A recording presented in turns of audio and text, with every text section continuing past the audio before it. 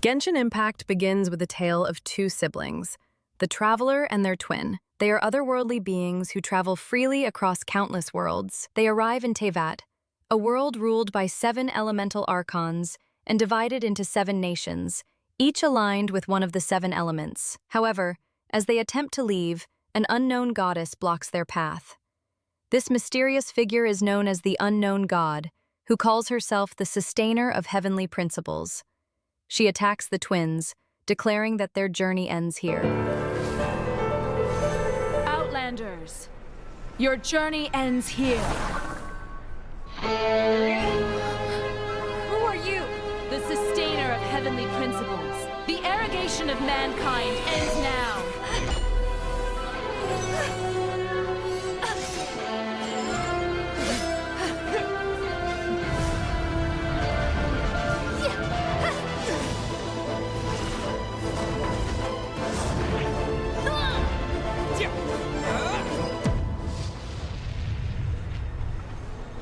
The siblings attempt to resist, drawing their blades, but the goddess's overwhelming power is too strong. She captures one twin. In the game's beginning, the player chooses which twin they will play as, Lumen or Aether. The other twin is sealed away.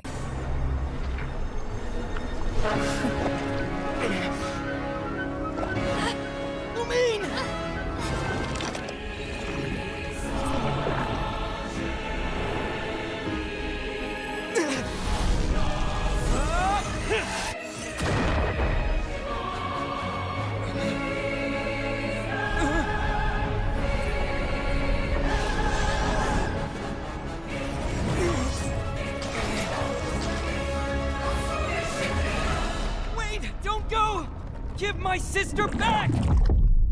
Use Loot Bar to get up to 25% off on Genesis crystals. Select your desired pack UID and server. The top-up will be delivered quickly and safely in your account. And just like that, the god took away my sister. Some kind of seal was cast upon me, and I lost my power. So while we used to travel from world to world, we are now trapped here. When the Traveler awakens, they find themselves on the shores of Teyvat, accompanied by a small floating companion named Paimon, whom they rescued from drowning. Paimon becomes their guide and loyal friend, helping them navigate this strange new world. Their quest is simple: to find their lost sibling and uncover the truth about the world and its gods. We soon head to Mondstadt, the city of freedom, which is governed by the animo Archon Barbatos. Unlike other Archons, Barbatos is rarely seen. He has left the city to govern itself through the Knights of Favonious, the city's protectors and its people, who cherish freedom above all. The Traveler arrives at Statue of 7. All 7 Archons of each nation have their own statue. After interacting with the statue of Animo, Archon Traveler gains power of Animo. As we head to Mondstadt, we see a huge dragon in the sky. As we follow the dragon, we see a mysterious person talking to the dragon. It's all right now. I'm back. Is he talking to a dragon?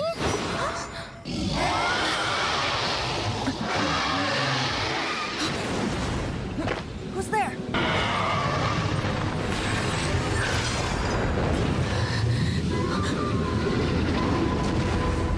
The dragon flees upon seeing the Traveler and leaves behind a red crystal.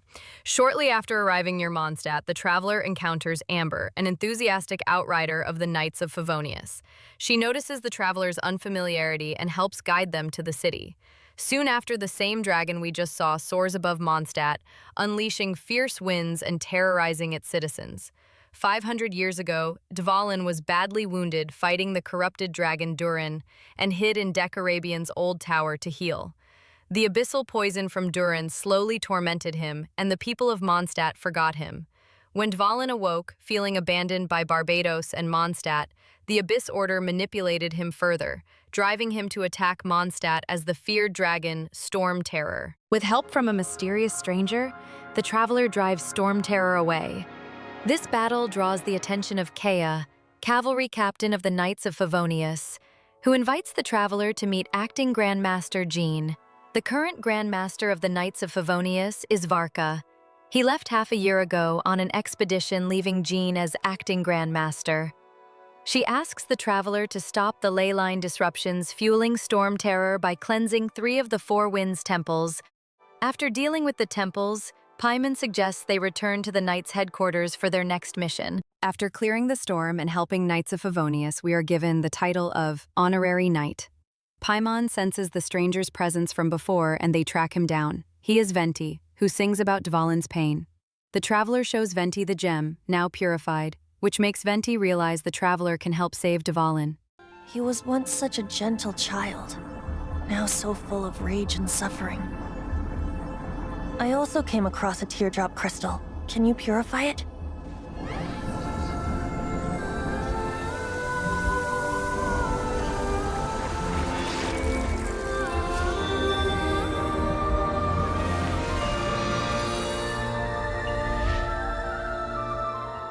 He asks them to meet him at Windrise. There, Venti explains Divalin's corruption by the Abyss Order and asks for help to get the holy lyre dehmel to communicate with Divalin's soul. At the cathedral, Venti's attempt to ask for the lyre fails. The traveler sneaks in but is intercepted by a Fatui mage who steals the lyre. Fleeing from the guards, they escape with Venti's help and hide at Diluc's tavern. Diluc agrees to help after hearing their story. He teams up with Jean in secret, and they learn the lyre is hidden at a Fatui stronghold outside Mondstadt. The group retrieves the damaged lyre, despite a Fatui agent's threat about Signora. They purify more teardrop crystals to repair the lyre and head to Starsnatch Cliff to summon and heal Divalin. However, an Abyss Mage intervenes, twists Divalin's mind again, and he escapes, leaving the lyre completely destroyed.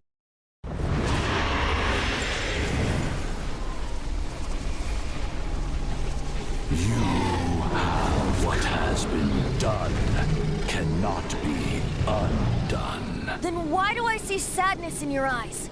Sadness that speaks of your yearning for this song. We are communicating. Huh? No! Don't get bored! Do not be fooled by him, dear dragon. He left you to rot alone. Now he attempts to deceive you once more. Beetles! Let your wrath fester. Mondstadt has already turned its back on you.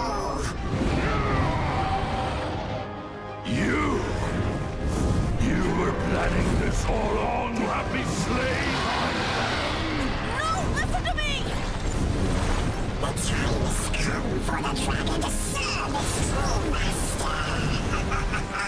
While you beware your magnetic shadows, watch the world tremble with fear. Divalin.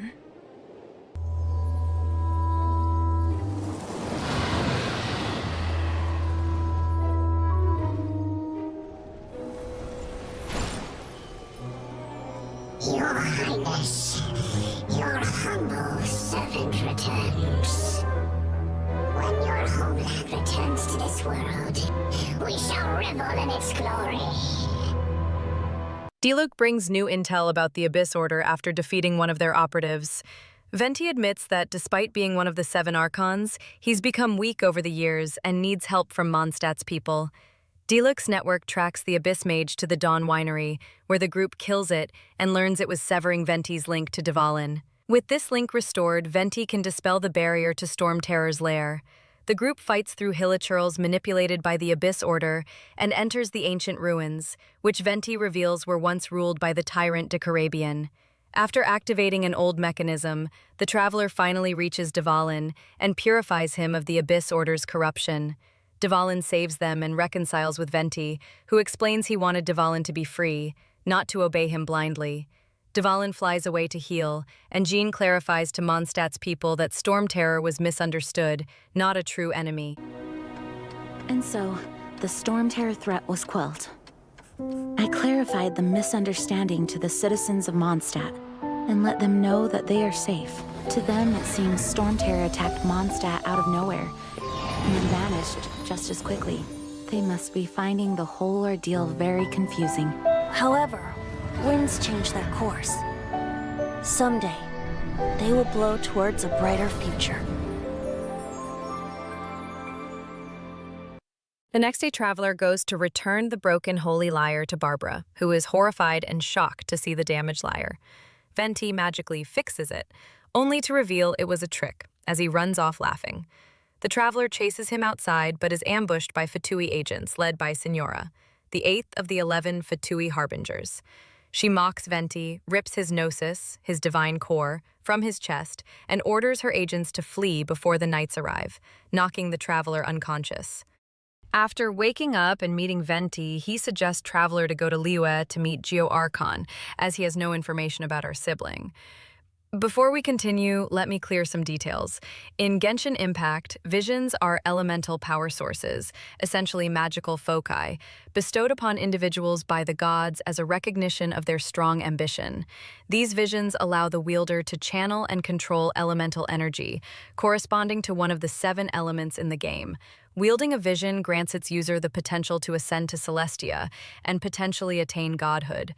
Archons and divine beings don't need vision. Some keep fake vision to be around normal people.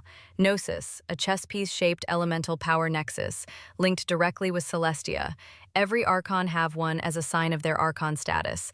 It boosts their power, but it's not a source, so if they lose it, they are still powerful beings. Fatui is an organization which is led by Pyro Archon Tsaritsa from region of Snezhnaya. There are 11 Fatui harbingers. Signora was 8th. In our journey, we come across many Fatui harbingers. We currently have 6 Archons, which are all playable characters.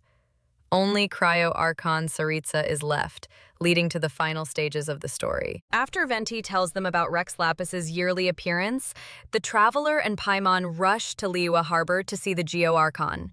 They arrive just in time for the rite of dissension, but shockingly, Rex Lapis appears dead in front of the crowd.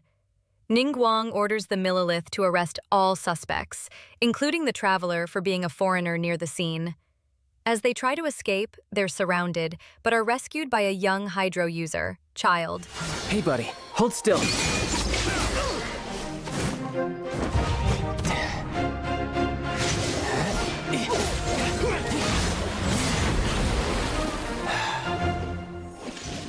Stop! Stop! Come with me.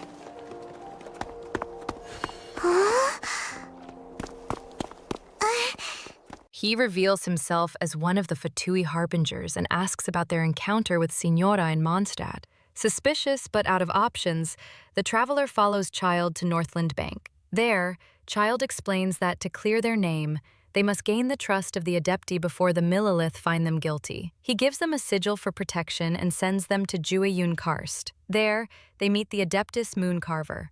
After knowing Rex Lapis's assassination, becomes furious but believes the Traveler's innocence. He tells them to find 3 other Adepti. After finding all 3, Adepti Child introduces the Traveler and Paimon to Zhongli, a consultant from the Wangsheng funeral parlor, who is organizing Rex Lapis's funeral. Zhongli agrees to help them see Rex's body, the exuvia, but insists they help gather ritual items first, with Child funding the costs. After helping Zhongli, we meet him at the 3rd round knockout tavern to discuss their progress. As they chat, a woman named Ganyu arrives, secretary to Ningguang of the Liyue Chixing, and invites them to the Jade Chamber. After receiving Ningguang's invitation, the Traveler and Paimon meet Ningguang at the Jade Chamber, discusses about the Fatui, the gods, and the Archons. Paimon finds clues about the Fatui researching sigils of permission. Then, suspecting Child's real plan in the Fatui's involvement, the Traveler confronts him at the Golden House where Rex Lapis's body, the exuvia, is hidden. Child reveals he wants the Pyro Archon's gnosis. Not bad. Your swordsmanship is quite impressive. But that's about as far as you'll get.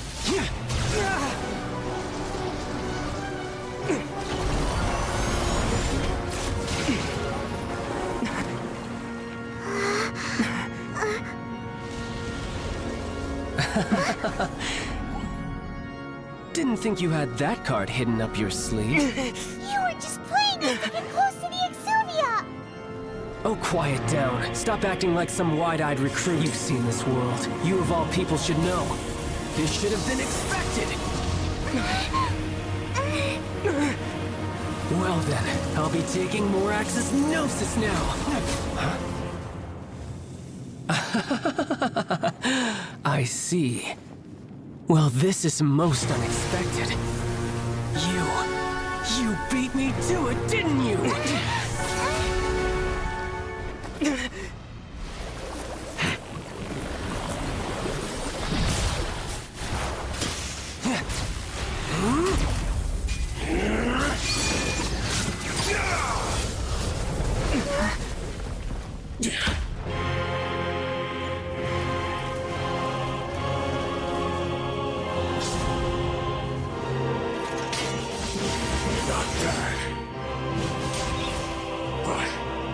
This is going to cost you!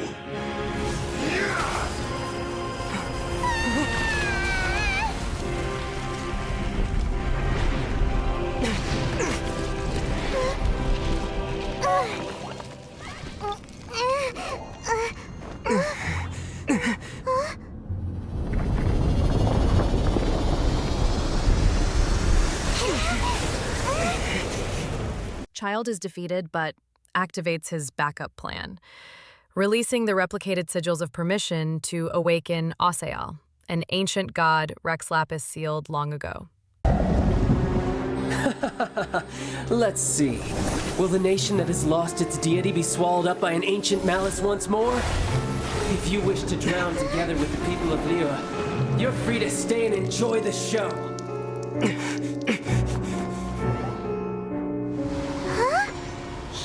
He's already gone! That guy is fast! What's going on?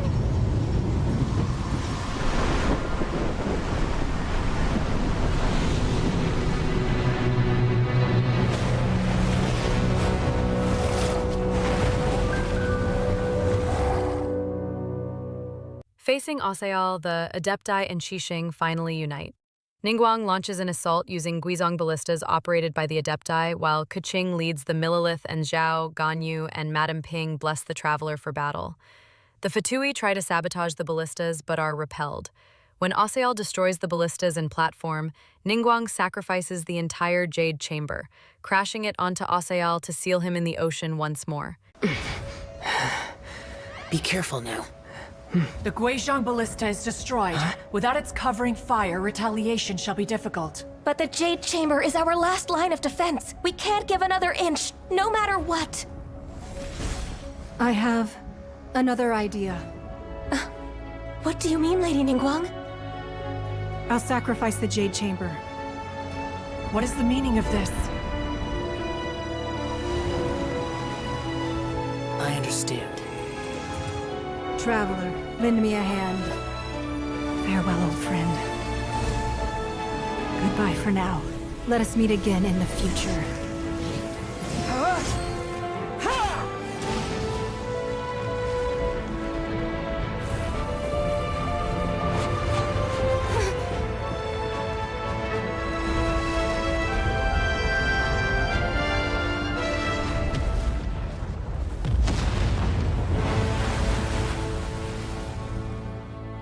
With Osael defeated, the Adepti and Qixing reconcile, and the rite of parting is held.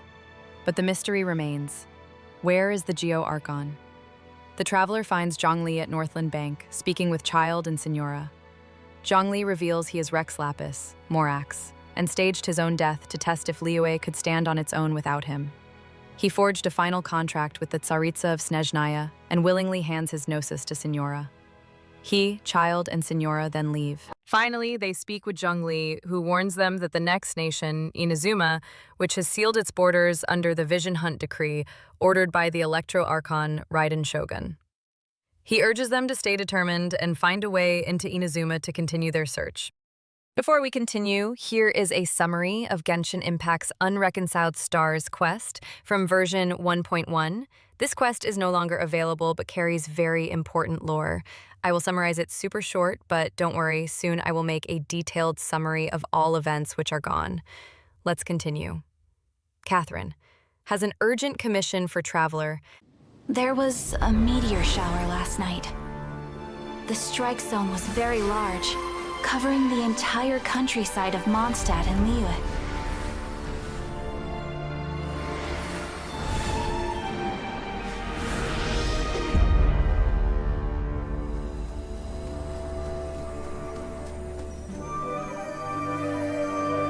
The meteorites seem to harbor a strange power.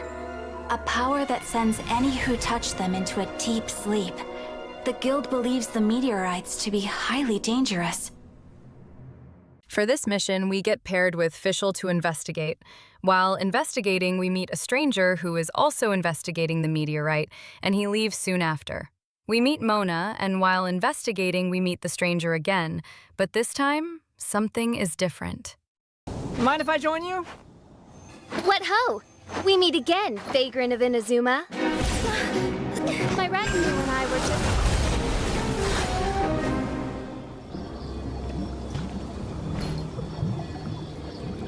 just... The first time the Millilith were present, I had to forego the chance to strike down Mondstadt's savior. This time was a perfect moment.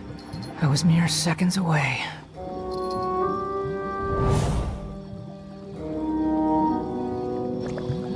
But who was that mage? She could not have known who I am. Perhaps her powers revealed to her things unseen. Soldiers! Sir!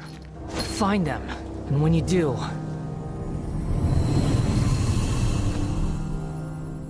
Another one? My lord! It's happening again. This is the largest one we've seen so far. They just keep coming. But so be it. Move out. Change of plan. Your prior objective remains in force. Continue to research the meteorites. My lord, leave them to us. We will make short work of them. Are you deaf or just stupid? When did I give you the right to issue your own orders? My apologies, my lord. Now move out and complete your objectives as assigned.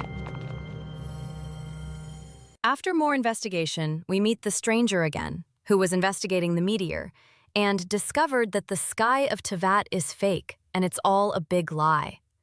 He goes on to tell he has learned something far beyond and horrifying. Then he leaves, and story ends. I've discovered something far more important and far more terrifying. What? The stars, the sky, it's all a gigantic hoax. A lie. The stars are a lie. What are you talking about? Is this some kind of astrological debate between you and Mona? Because if so, surely you can come up with a better argument than the stars are a lie. Seriously, who's gonna fall for that one when you can just lift your head up at night and see them up there twinkling away? Oh, you are so naive, it kills me. Still, can't really blame you. After all, I used to believe the same thing myself. Up until a few moments ago, that is. A few moments ago? You mean... Look, I really don't have the time to do this right now. Time for me to go out and find the truth. So long, suckers. Another event was from 1.2, which is important for lore.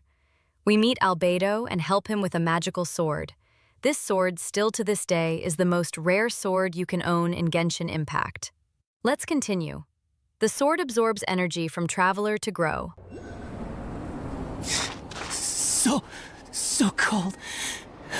Hold on just a little longer. Fire? Fire! Warmth! Wait! Watch out!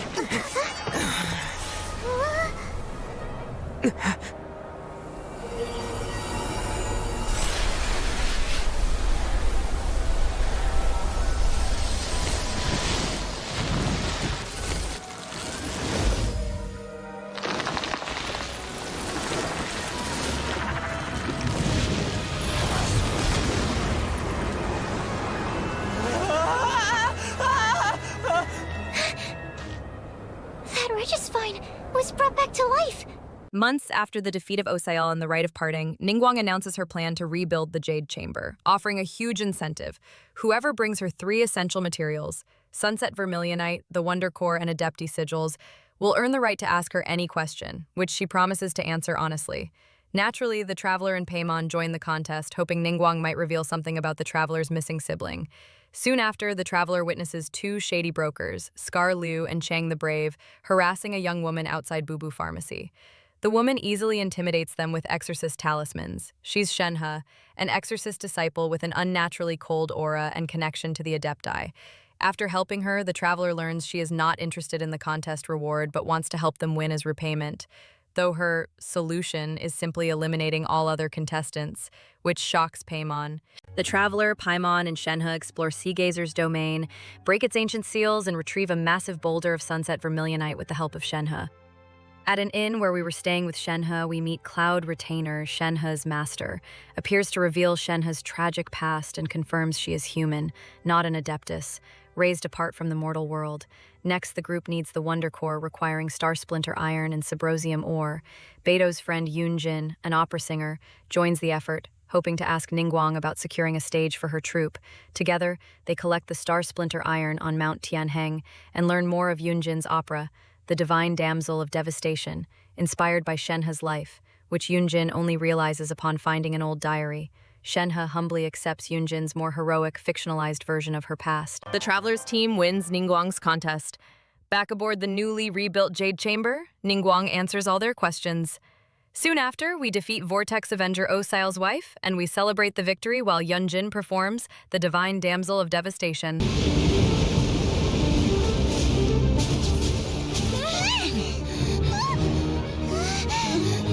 Right on cue. The Avenger of the Vortex, Beisht. Who is that? Osile's wife. Final follower of the Overlord of the Vortex. Sounds like you knew this was coming! Beto sensed something was stirring in the deep. She warned me months ago. Knowing she harbors hatred toward the Jade Chamber, I chose to rebuild it now as a way of drawing her out. Got it. Well, let's go fetch the Adepti. No. Huh? The people of Liyue must find a way to overcome this crisis on our strength alone.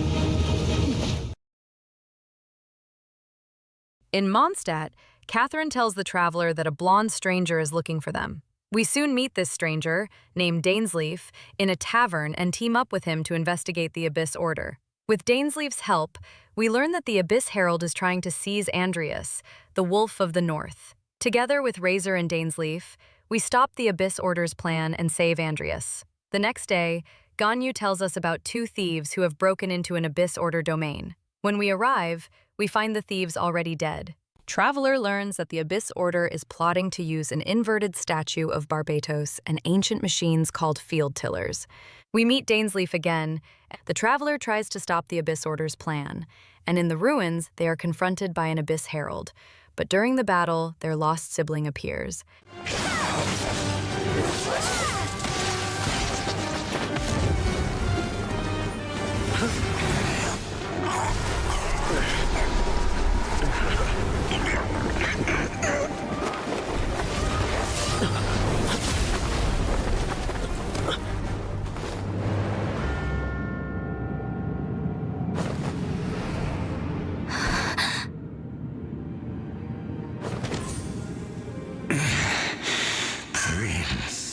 The sibling, now the Prince of the Abyss, confirms Dainsleif's identity and says they fight to defy the world's false order and the divine destiny imposed by Celestia. The sibling refuses to return with the Traveler, claiming they must finish the Abyss's mission first and urging the Traveler to discover the world's true nature. Before the Traveler can stop them, they disappear into a portal with the Abyss Herald, leaving the Traveler behind and more determined than ever to find the truth and reunite with him someday. So we'll meet again. Though we need not rush, sister. I have more than enough time to wait for you.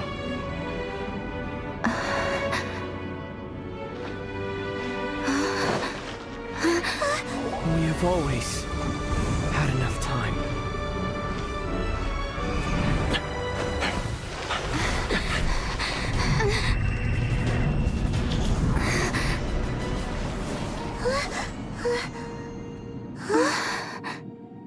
After their unsettling encounter with their sibling and Dainsleif, the Traveler sits alone, overlooking Liyue Harbor, reflecting on everything they've learned.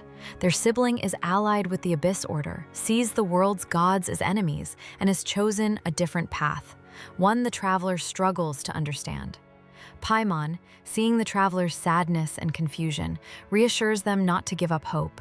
She urges them to keep searching for the truth about their sibling, the Abyss Order, and the unknown god who separated them in the first place. Renewing their resolve, the Traveler decides that to move forward, they must find a way to reach the next nation. Inazuma, the closed-off land ruled by the Electro Archon Raiden Shogun. Remembering Atsuko, the lone Inazuman they met living as an exile in Liyue, they decide she might have clues about how to break through Inazuma's deadly storm barrier. The Traveler and Paimon ask Atsuko, an exiled Inazuman, how to reach the isolated nation of Inazuma, now sealed off by the Vision Hunt Decree. Atsuko warns them of the dangerous storm barrier and the strict shogunate patrols, but points them to Beidou, the captain of the Crux fleet, who might know a way in. Beidou's ship, the Alcor, the Traveler meets Kazuha, a wandering samurai. Beidou invites them to fight in her martial arts tournament, the Crux Clash. If they win, they earn safe passage to Inazuma. The prize is originally a masterless vision, a vision with no current owner, which Kazuha hopes might resonate with a worthy fighter. The Traveler defeats several skilled fighters, including Rongshi, proving their strength. Kazuha secretly tests their elemental abilities and shares that he's trying to keep his late friend's vision alive. His friend died resisting the Raiden Shogun's decree to confiscate visions.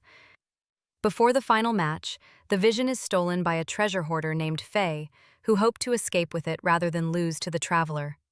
Kazuha and the Traveler catch him, recover the vision, but it doesn't resonate with anyone. Kazuha keeps it, preserving his friend's final hope. He was once a good friend of mine. One day he asked me about a sword art of which he had heard, the Musono Hitotachi. I told him it can only be witnessed when divine punishment is administered. It is the pinnacle of the Raiden Shogun's skill, a symbol of ultimate power. But he replied, there must be one who can withstand it. There will always be those who dare to brave the lightning's glow. Then, the Vision Hunt Decree arrived. People's aspirations were stripped away as the Raiden Shogun began to construct her ideal of eternity. While I was fleeing from place to place, I heard that my friend had challenged the Vision Hunters to a duel before the throne. A solemn yet brutal challenge. The defeated face divine punishment, while the victors gain a second chance. Perhaps he thought he of all people should make a stand. Coming face to face with the Musono Hitotachi was all that he truly desired, after all. When I arrived at Tenshukaku, the duel was over. I heard his sentence of divine punishment, his severed blade hitting the ground. Perhaps that was the glory he had yearned to witness. In his last moments, what expression was on his face? Before I knew it, I had stepped forward and snatched the dying vision and was running from the scene. All I knew was that I mustn't let his hope, which burned so brightly, become buried among the ice-cold statue of a god. With the traveler declared champion by default, Beidou agrees to smuggle them through the storm to Inazuma. Kazuha warns that the shogun's soldiers will hunt them the moment they arrive. While Beidou's crew prepares, Kazuha parts ways for now to continue searching for someone worthy of his friend's lost vision. After wrapping up business in Liyue, the traveler and Paimon head to Catherine to check on Beidou's ship. Sea Drake arrives to say Beidou is ready to sail them to Inazuma. They set off, and at Ridu, where Beidou's contact, Toma, who greets them. Due to Inazuma's strict Sakoku decree, outsiders cannot leave or move freely, so Toma helps them pass customs by paying the exorbitant fees. Toma then reveals he's an attendant for the Kamisato clan, serving Kamisato Ayaka, who wants the traveler's help to end the vision hunt decree, the shogun's order to confiscate visions from her people. Although the traveler only wants to meet the shogun to find their sibling, Toma persuades them to meet Ayaka at the Komore tea house. We meet Toma again in Komore tea house, who takes them to the statue of the omnipresent god, where confiscated visions are embedded. The traveler hears the painful wishes trapped inside. Ayaka asks the traveler to meet 3 people who lost their visions to understand Inazuma's suffering. While helping people who lost their visions, we meet Yae Miko, who oversees Grand Narukami Shrine. She reveals Raiden Shogun is a puppet made by A, who is the true Archon inside Plane of Euthymia. To help resolve Vision Hunt Decree, we have to meet real A. Seeing the suffering of people who lost their vision, the traveler agrees to help Ayaka fight the Shogun's Vision Hunt Decree. To start, they rescue Master Masakatsu with Yoimiya's help, using fireworks to break him out of prison. Kujo Sara, loyal general of Shogun, catches them, but lets them escape so Masakatsu can recover. Traveler and Paimon return to Komore Tea House to share the good news with Ayaka. While resting, we go to the Amakane Island Festival with Ayaka and help Yoimiya with Sakujiro leaving Inazuma. Back at the tea house, the traveler and Paimon learn from Ayaka that Toma has been captured by the Tenryu Commission and is to be the 100th victim of the Vision Hunt Decree during a public ceremony led by the Raiden Shogun. Ayaka wants to rescue him herself, but the traveler convinces her to let them handle it instead.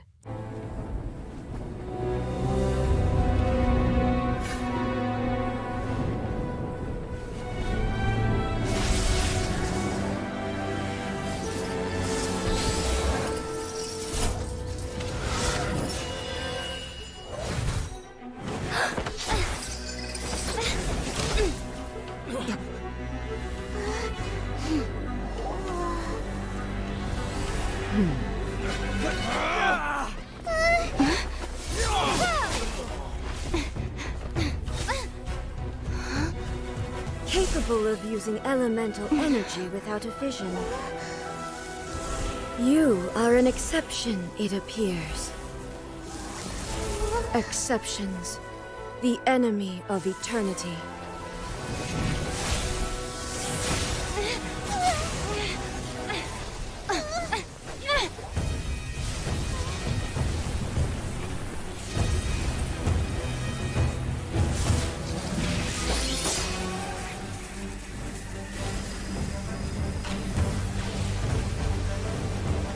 You will be inlaid upon this statue.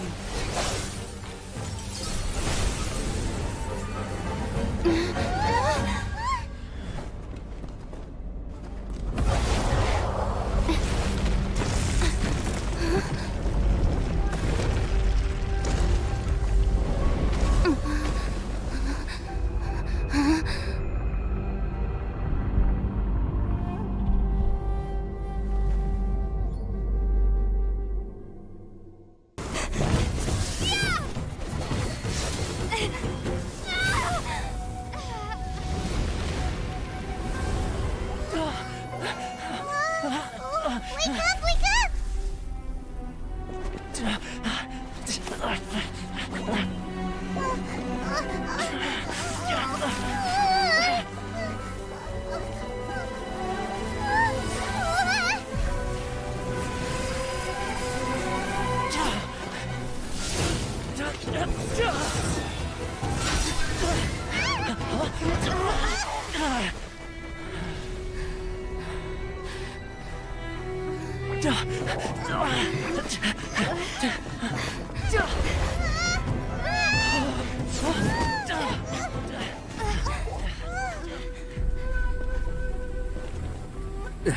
Shogun, who was that? Seize her under the decree. Huh? Next time, I will strike twice. After helping Toma escape, he tells the traveler to join the Watatsumi army's resistance against the shogunate while he hides at the tea house. On the way, the traveler saves a soldier named Tepe, who guides them to General Goro. Impressed by the traveler's bravery, Goro welcomes them into the resistance. Later, we get attacked by the shogun's army, led by Kujo Sera. As battle breaks out, the shogun's army gains the upper hand until Sangonomiya Kokomi arrives with reinforcements. No!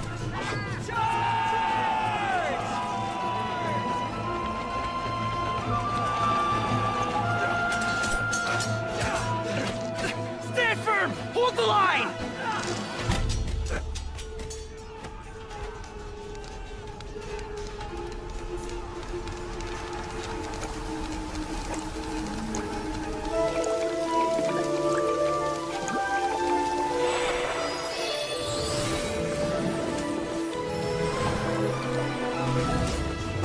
Her Excellency!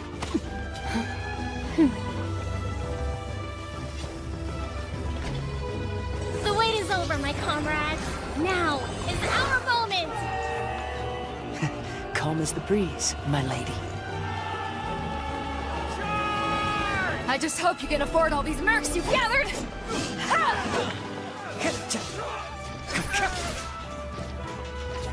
Kazuha!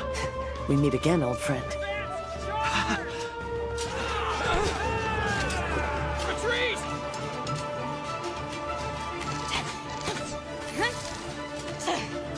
All forces, retreat! Tepe takes the traveler to Watatsumi Island to meet Sangonomiya Kokomi, the resistance's leader. Kokomi explains that she reluctantly accepted supplies from an anonymous sponsor, the Fatui, because Watatsumi Island has few resources. She also suspects something is off with the shogun's motives for the Vision Hunt decree. Impressed by the traveler's resolve, she appoints them captain of Swordfish II, a special ops unit. Tepe, eager for battle, gets his own command too. After a successful mission, Swordfish II investigates missing supplies. Tepe reappears, but now looks sickly. Back on Watatsumi, Kokomi and Goro reveal that resistance members are using secret weapons that drain life, delusions, provided by the Fatui. The traveler realizes Tepe's sudden strength came at the cost of his health. They rush to find him, only to see Tepe as an old man, dying because of the delusion. Tepe's tragic death enrages the traveler, who vows revenge on the Fatui.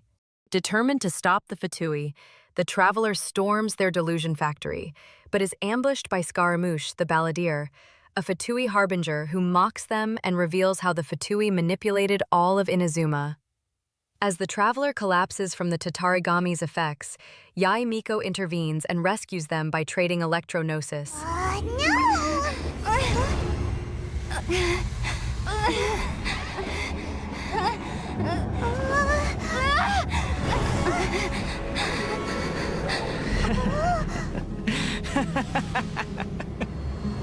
That's it. Just like that. Embrace the anger. Embrace it! The wrath of the gods fills this factory, and it feeds on your anger. What's happening? Get up!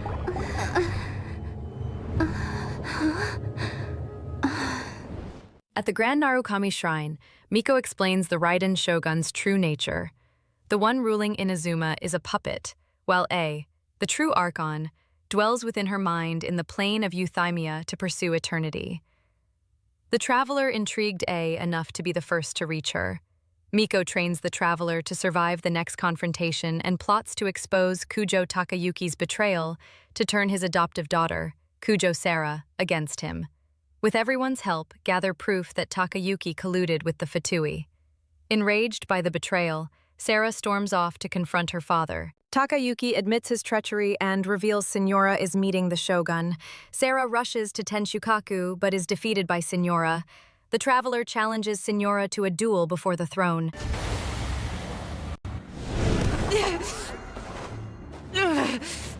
So strong! But how?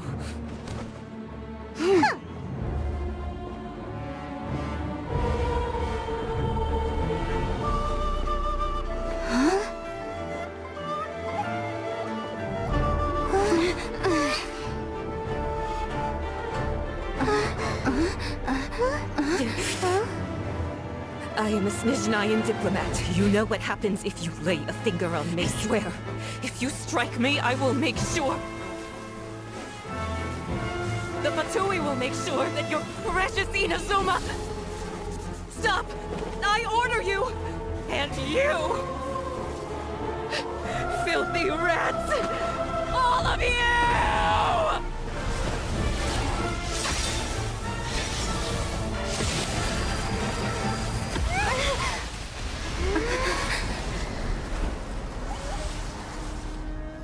You are the enemy of eternity. But as the victor, I acknowledge your honor. Therefore, I shall allow you to leave Tenshukaku alive.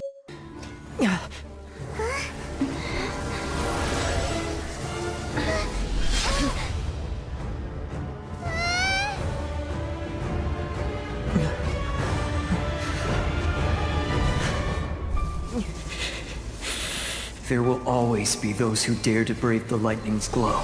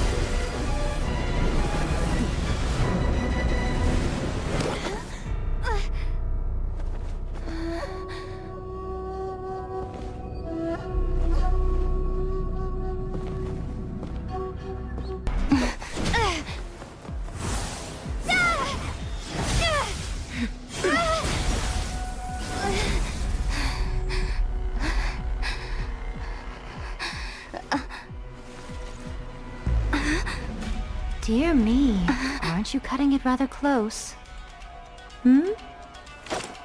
Miko, this was your doing?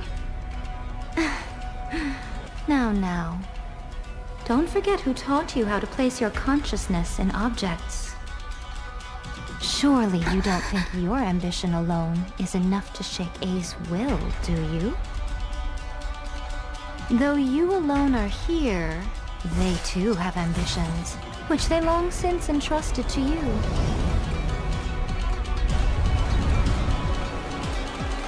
Now then, close your eyes.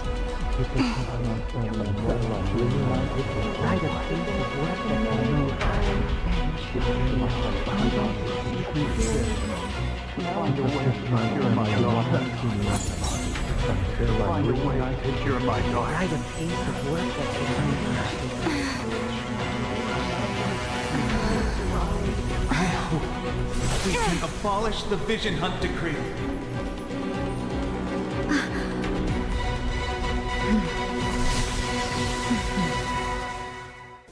Traveler defeats A. Miko persuades A to see that her eternity is only causing pain. Touched by the moment, A agrees to abolish the Vision Hunt decree and reconsider how she rules. As promised, the Raiden Shogun abolished the Vision Hunt decree. Finally, her people's wishes penetrated her locked heart. Beyond the plane of euthymia, she saw what eternity means in the eyes of the world. When one's fervent ambition burns brightly, the gods will cast their gaze upon you.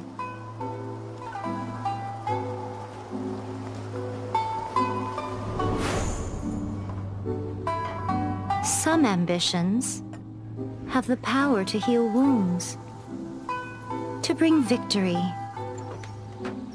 to inspire hope.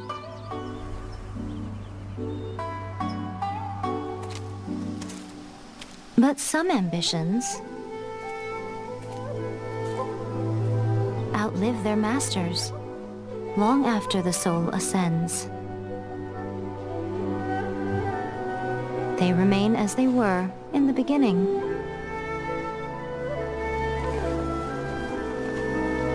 Burning bright and true for all eternity. Traveler helps Kokomi and Sarah's for peace talks. Traveler then meets A and walks among her people to see them. Kamaji from Kujo clan goes missing during clan negotiations. A discovers betrayal in the Takatsukasa clan. She soon meets Kamaji and duels with him to atone for his clan's crimes, showing true honor despite being outmatched. A is moved, spares him, and warns the traitors. The Traveler and Paimon take a commission to protect the sacred Sakura from rift hounds. As they fight, A, the Raiden Shogun, appears to help, saying these monsters remind her of the ancient cataclysm in Khaenri'ah. They find glowing roots that summon memories of the past. A samurai named Kitamura appears, thinking the shogun is still gone. A tells the Traveler that after her sister Makoto died in Khaenri'ah, she brought Makoto's consciousness back to Inazuma, and the sacred Sakura mysteriously grew from it as her legacy. A admits she doesn't know what happened to the Traveler's sibling back then. Under the Grand Narukami Shrine, A opens a portal into Makoto's mind. There, her puppet shogun challenges her, believing A has lost her way. They duel, Muso Ishin versus Engulfing Lightning, and A asks the Traveler to witness her resolve before sending them to get Yaya Miko. Miko helps reopen the portal. Inside, centuries have passed, but A is still fighting. She wins, proving her will to change, and the puppet agrees to become her loyal shadow.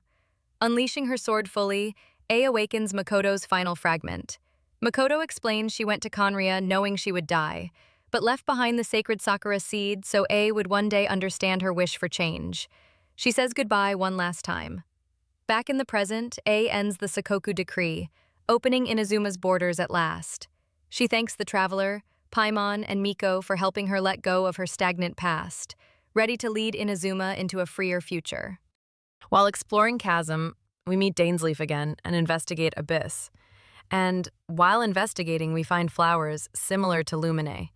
After interacting with flowers, the siblings' memories are seen. Soon with Dane, we find a corrupted Khaenri'ah soldier Halfdan. We try to stop Abyss Order, but Halfdan sacrifices himself to stop the Abyss Orders, and Dane soon bids farewell to Halfdan.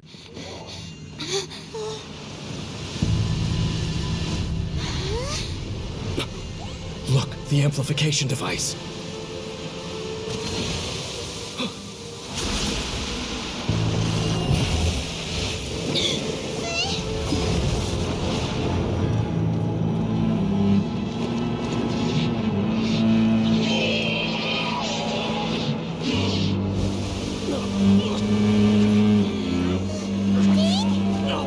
Am I too late? They're in agony. This is no way for them to meet their end. Find a way to stop that thing.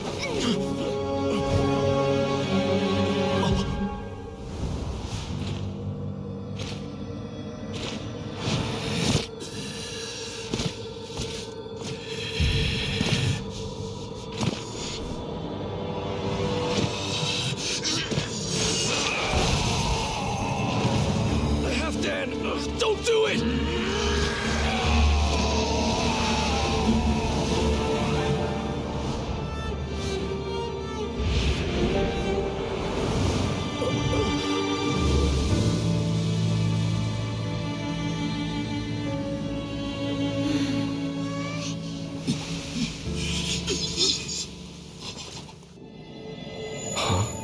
Light.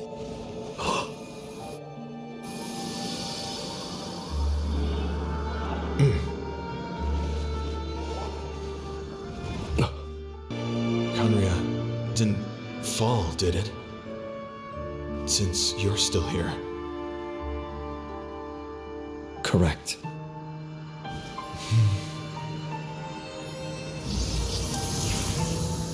Soon, while exploring in Chasm, the Traveler and Paimon run into Yanfei, who's investigating something secret.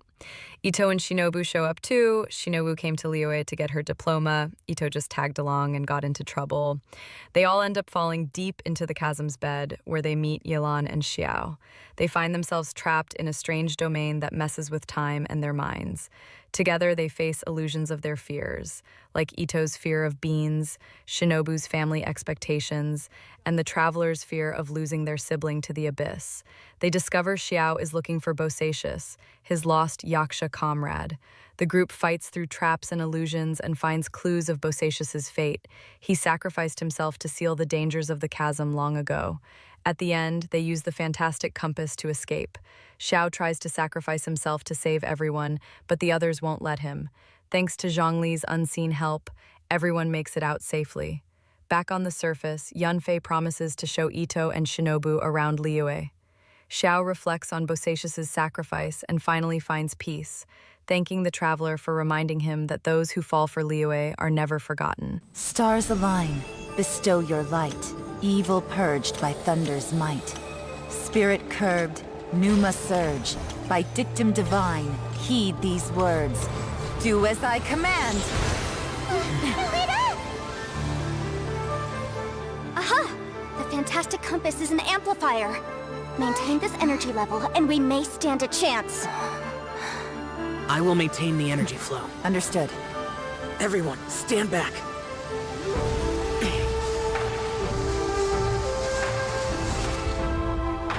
I shall hold the line by sealing the surface. As Yakshas, we must fight for this world. General Alatus, falling in!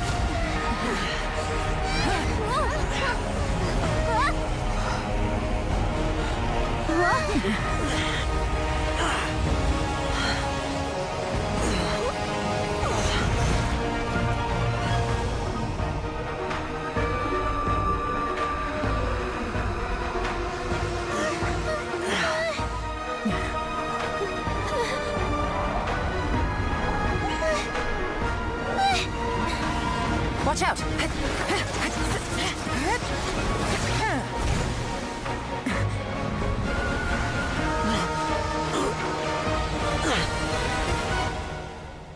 This trip may be dangerous, yet you insist on going. I have guarded this place for several hundred years. Only to seek the nameless Yaksha do I request your approval.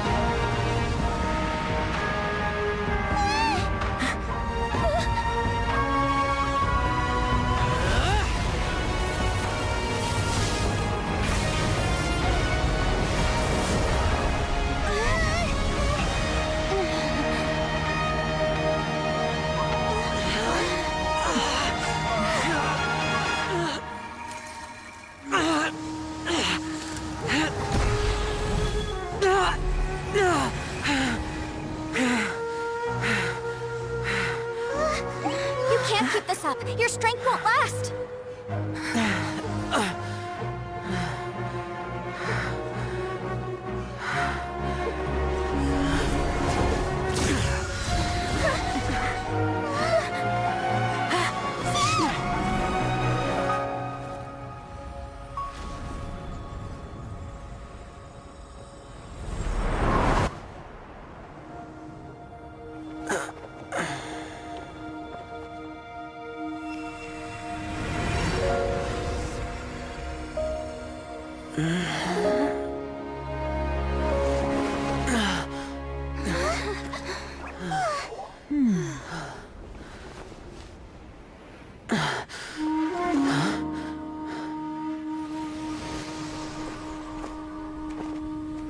The Traveler and Paimon enter Sumeru hoping to meet the Dendro Archon.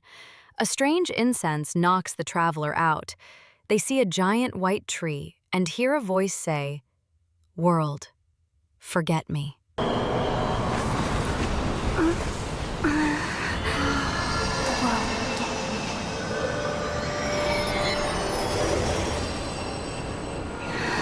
After awaking, they meet forest rangers Tighnari and Kali, who brought them there. He dismisses the vision as a hallucination, but Kali, who suffers from the cruel disease Elzar, hints there's more. She reveals Sumeru once worshipped Greater Lord Rukkhadevata, now gone, and the young Lesser Lord Kusanali, who remains hidden away by the Academia. They soon meet Hypatia, a researcher who may hold answers, but she's deep in a fragile state.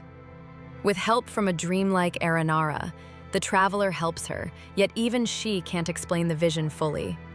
She mentions people of Sumeru can't dream. Soon, we head to the Sumeru city and get Akasha devices. Everyone uses them in Sumeru city. In Sumeru city, they meet Dunyarzad, a devoted follower of Lesser Lord Kusanali. With her guard Dea and dancer Nilou, Dunyarzad plans to revive the Sabzeruz festival in honor of their secluded Archon. A rumor of a stolen divine knowledge capsule leads them to Port Ormos, where they join Alhaitham, a sharp Academia scholar. Together, they infiltrate the Aramite group Ayn al-Amar, who believe the lost king Deshret will rise again. Their leader Misri uses the capsule, goes mad, and repeats the same haunting words. "World, forget me." Alhaitham secretly keeps the red capsule's secrets, while the Traveler, still searching for Lesser Lord Kusanali, they return for the festival. Back at the Grand Bazaar, the Traveler and Paimon tell Dunyarzad about their adventure in Port Ormos. Though Dunyarzad longs to join their travels, her protector Dea scolds her for overexerting herself. They soon go for a walk in city and plays a game where they have to choose a box. After the game, while walking around the city, they get ambushed by Aramites. Dea comes and they get out of the situation. While sitting, Dunyarzad reveals she also have Elazar too. When they reach the bazaar for Nilou's dance, Grand Sage Azar abruptly shuts the festival down, banning public performances. Somewhere unseen, a voice remarks the Academia's secret project is at a critical phase. But the next morning, the festival strangely repeats. The Traveler feels déjà vu, but nothing breaks the cycle. Each day resets with the same confrontations, the same beeping, and Dunyarzad growing weaker. Chasing clues, they find a second Dunyarzad asleep in a hospital. A mysterious girl named Nahida appears, explaining they're trapped in a dream samsara, a cycle created by the sages using the Akasha to harvest the people's dreams as fuel for forbidden knowledge. Nahida, secretly the Lesser Lord Kusanali herself, guides the Traveler to find the truth. They learn the festival is not a time loop, but a mass dream stealing people's consciousness every night. They try removing their Akasha terminals, but the sages' project traps them anyway. Together with Dea, they gather proof and confirm that only by waking the dream's host can they break the cycle. At last, the Traveler realizes Nilou is the host. Her wish to revive the extinct Padisara flowers exposed the dream's lie. Urged to awaken, Nilou lucidly dances one final time, dissolving the false festival.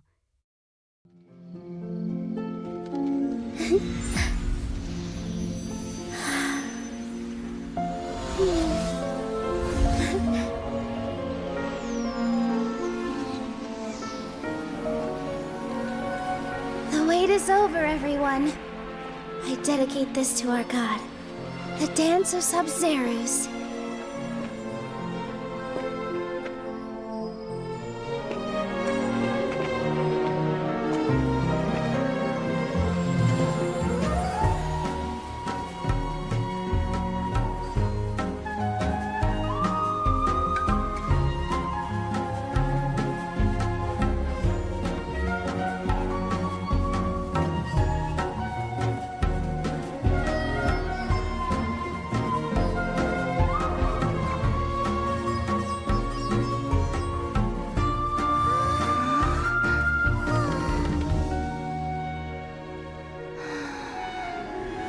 I'd be lying if I said I had no regrets. I would have loved to see Nilou's dance.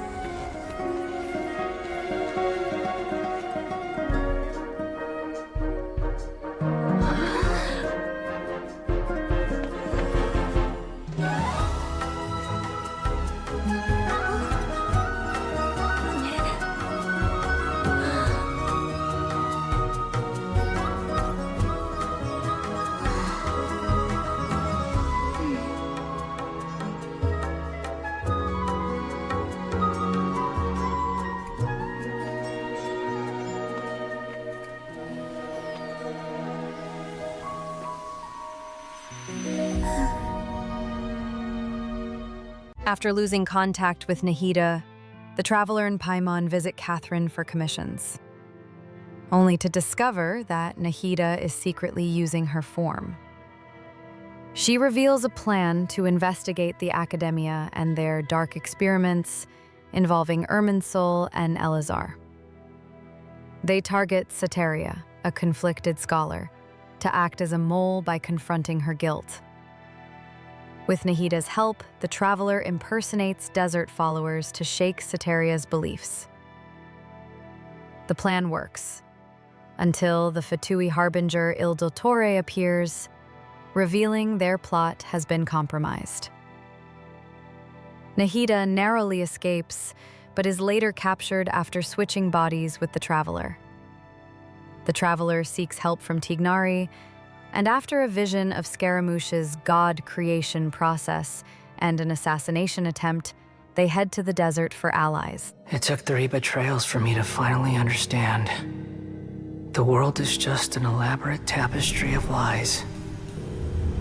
My fury will never be quelled. The first to betray me was a god, my creator.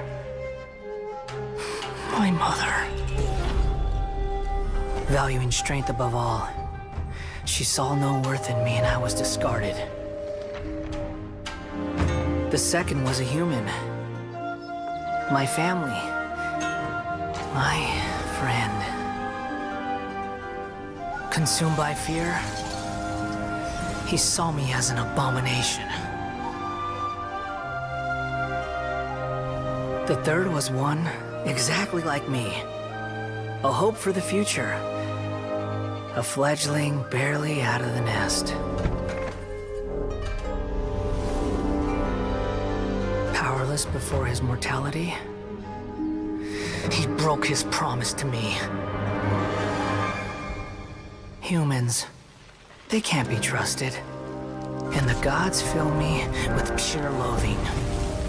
So I said good riddance. I denounce the world and laugh in its face.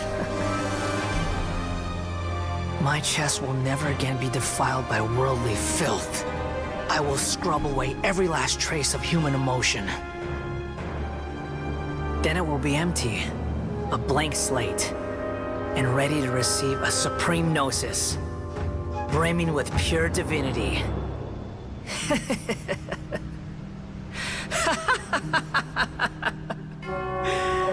There is no need to fear. The pain will be brief. Your era is coming to an end.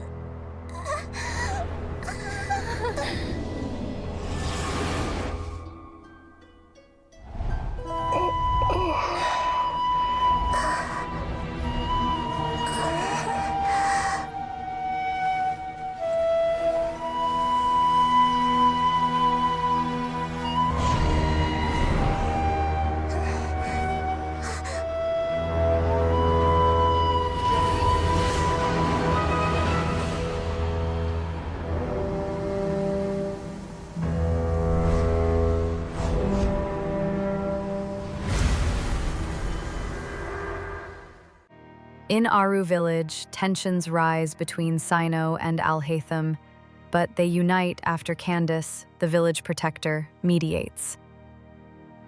As Riftwolves attack, the group fends them off and learns the exiled Academia scholars, now called the Village Keepers, have mysteriously vanished. A young boy, Isak, pleads for help finding his missing grandfather. While investigating the disappearance of the Village Keepers, the Traveler and Sino uncover a radical group influenced by incense and misinformation spread by a masked figure claiming to serve King Deshret. Dea helps track down the culprits, but they realize the radicals were unknowingly helping the Academia. They discover an abandoned Eleazar hospital and rescue a scholar named Razak, only to learn that the Academia was using radicals to kidnap deranged scholars as part of a greater plot. Alhaitham shocks the group by revealing he was being monitored through the Akasha, which can predict actions like a computer, allowing the sages to stay ahead. Following clues into the desert, the group confronts Dea's former comrades. Though tensions flare, Dea sacrifices her pride to prove her loyalty, earning Raman's reluctant cooperation. He challenges her to a fight, which she wins, before they are swallowed by a sandstorm and wake up in ancient King Deshret ruins. There, they uncover inscriptions revealing that King Deshret once introduced forbidden knowledge that led to madness, and it was Greater Lord Rokhadavata who saved the people. At great cost to herself, Raman, moved by the truth, repents and aids them.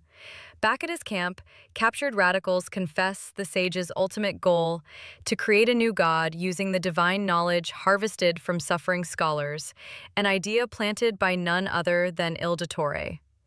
Horrified, the group returns to Aru village with the rescued scholars and prisoners, determined to take down the sages and rescue the imprisoned Archon, Nahida. The Traveler, along with Paimon, teams up with Alhaitham, Sino, Dea, and Candace to expose the corruption within the Academia and rescue Lesser Lord Kusanali Nahida from the Sanctuary of Suristana.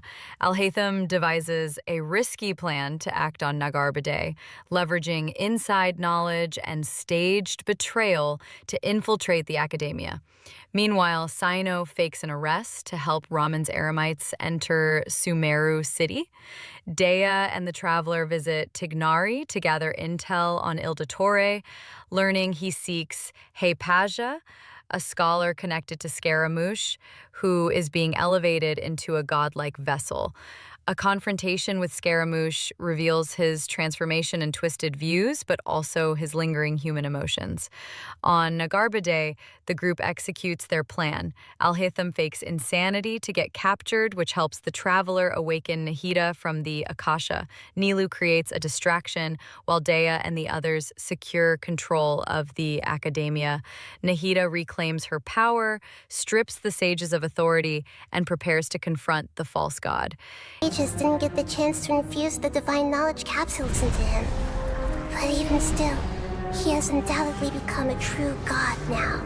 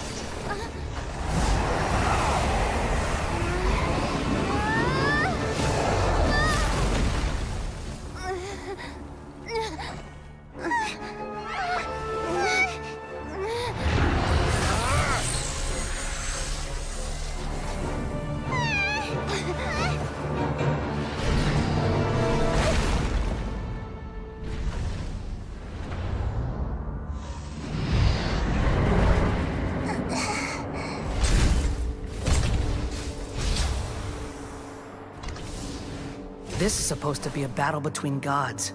Yet you choose to hide behind a mortal. And now, you're acting like you'd sacrifice yourself for a human. Are you having fun proving a false sense of heroism to yourself, Booer?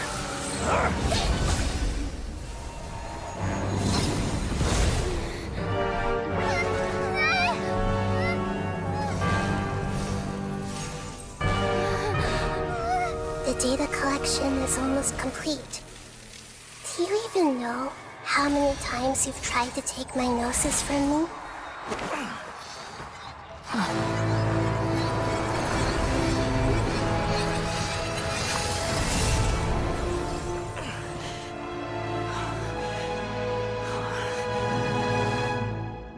We just concluded the 168th loop. Did you know that in the effort to create you, the people of Sumeru were forced to live through the exact same number of Sub-Zerus festivals and samsara cycles? The power of dreams. When did you use it on me?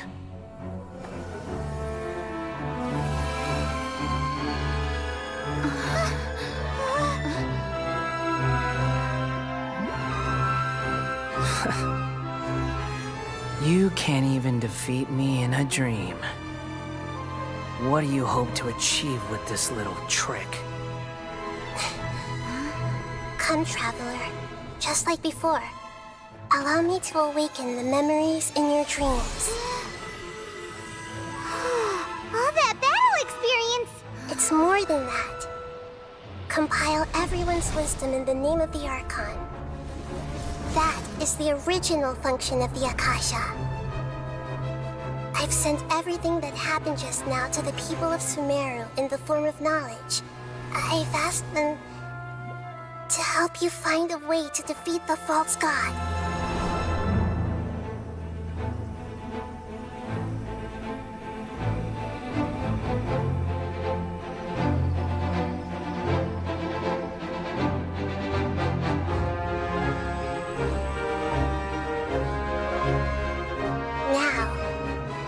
Sumeru's wisdom is at your disposal. Meaningless tricks won't save you.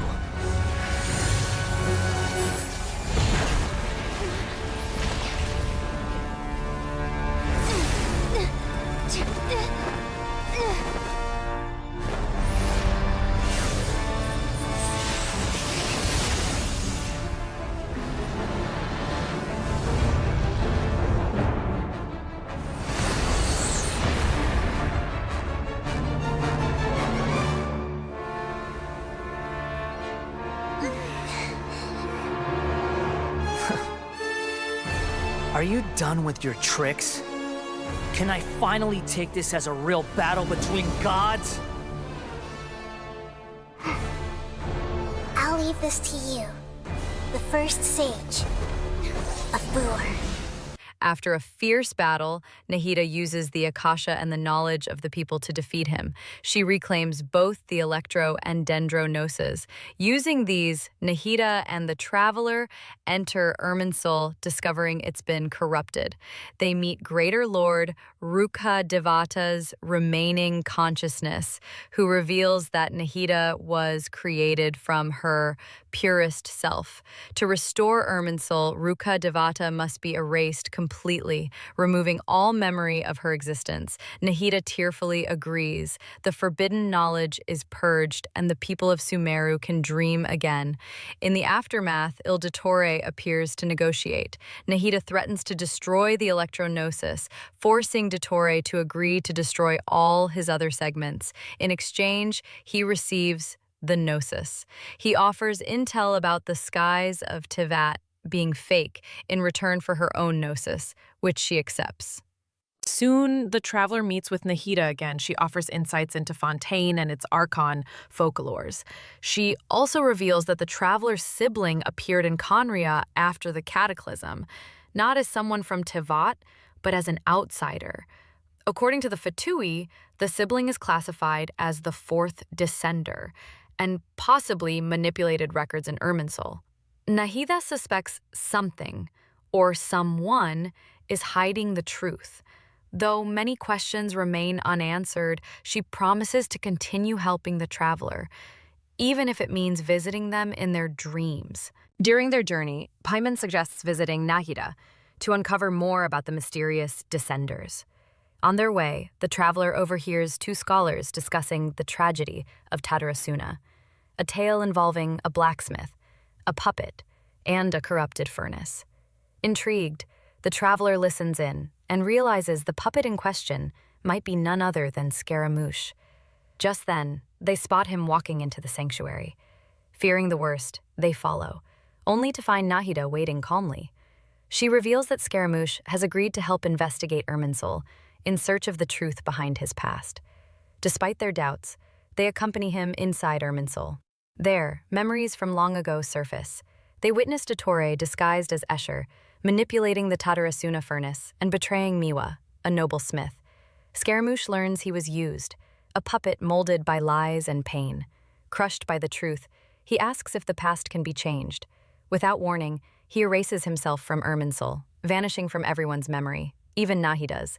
Only the traveler and Paimon remember him. Determined to see the results of his actions, they journey to Inazuma. The tale of Tatarasuna remains, but Scaramouche is gone from it, rewritten out of history. Back in Sumeru, Nahida reveals she made a backup of his memories and begins searching.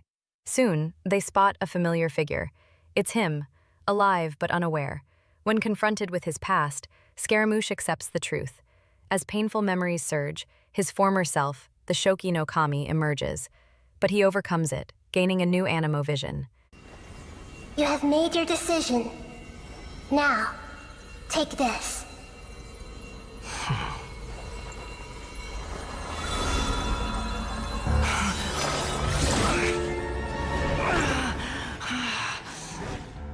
Set him free. A puppet? What's he doing here? You're a human as far as I'm concerned. Hey, are you done yet?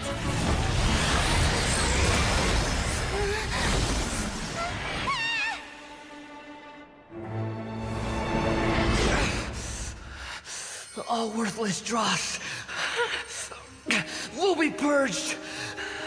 That's why this won't be the end.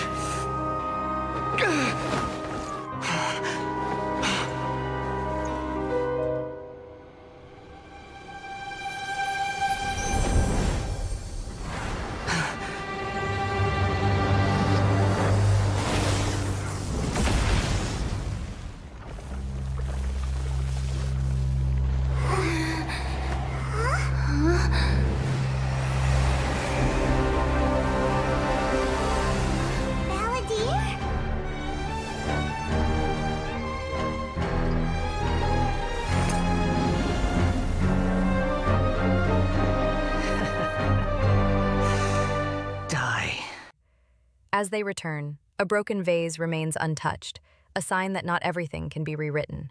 A mysterious voice whispers, "The fate of Teyvat cannot be so easily changed. Trust your eyes." And with that, the path ahead, to Fontaine and beyond, becomes ever more uncertain. As night falls in Port Ormos, the traveler and Paimon receive an unexpected letter from KRAI. He invites them to Jafar Tavern, where they find him enjoying Sumeru's spicy drinks. Though his excuse is alcohol scouting, KRAI hints at deeper reasons for being here, memories of Khaenri'ah and his family's past. He shares how in his youth he tried to sneak into Sumeru to find traces of Khaenri'ah, but was caught and brought home. He admits he's grown distant from his origins, questioning whether his father wanted him to live peacefully in Mondstadt. Suddenly, Dainsleif appears. He recognizes KRAI's last name, Alberic, and drops a shocking truth. The Alberics founded the Abyss Order. KRAI is stunned, but keeps his emotions in check. The tension between the two is unmistakable. Ancient bloodlines and buried secrets crossing paths.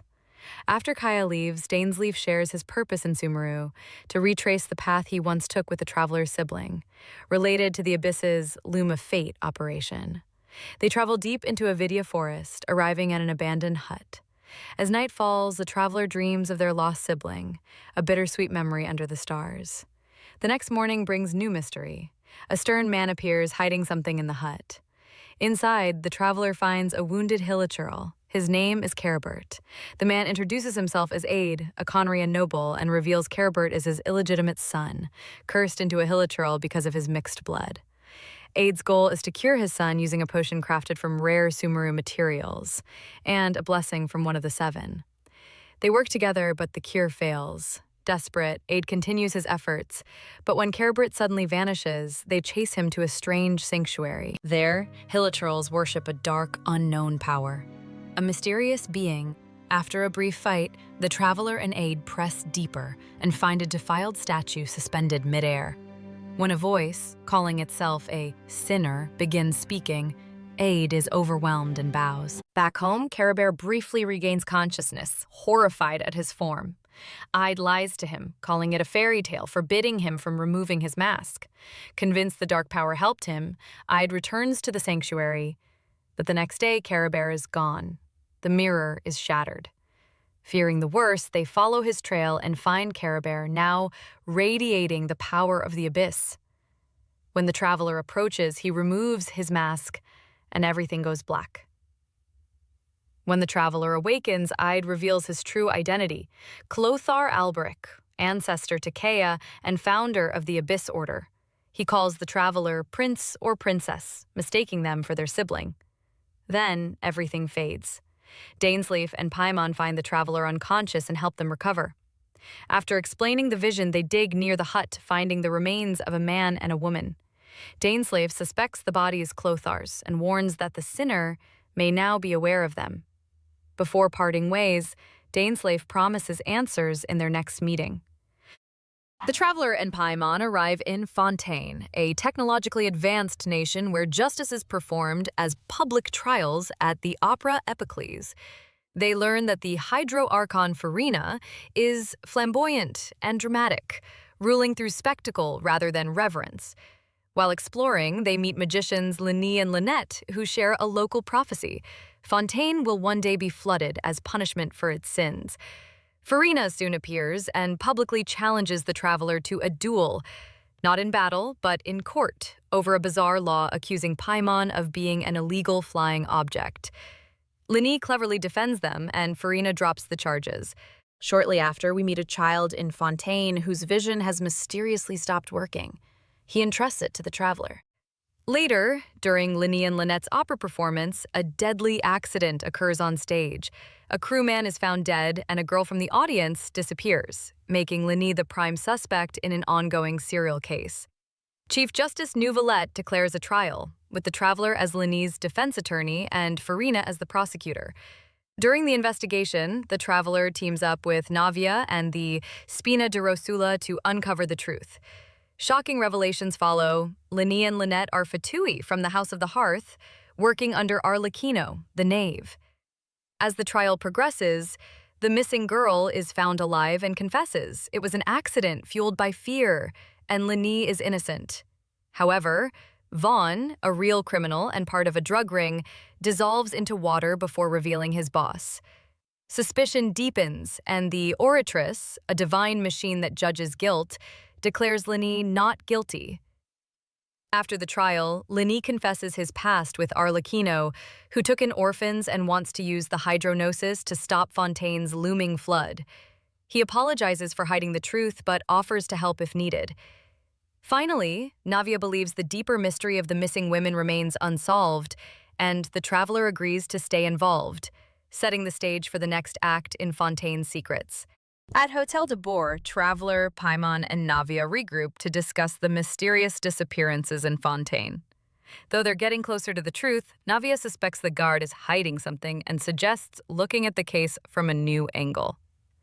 Later that night, Traveler encounters an oceanid spirit linked to one of the victims, Vinière, confirming that the missing people are dissolving into water. Before they can process it, Clockwork Mecha ambush the city.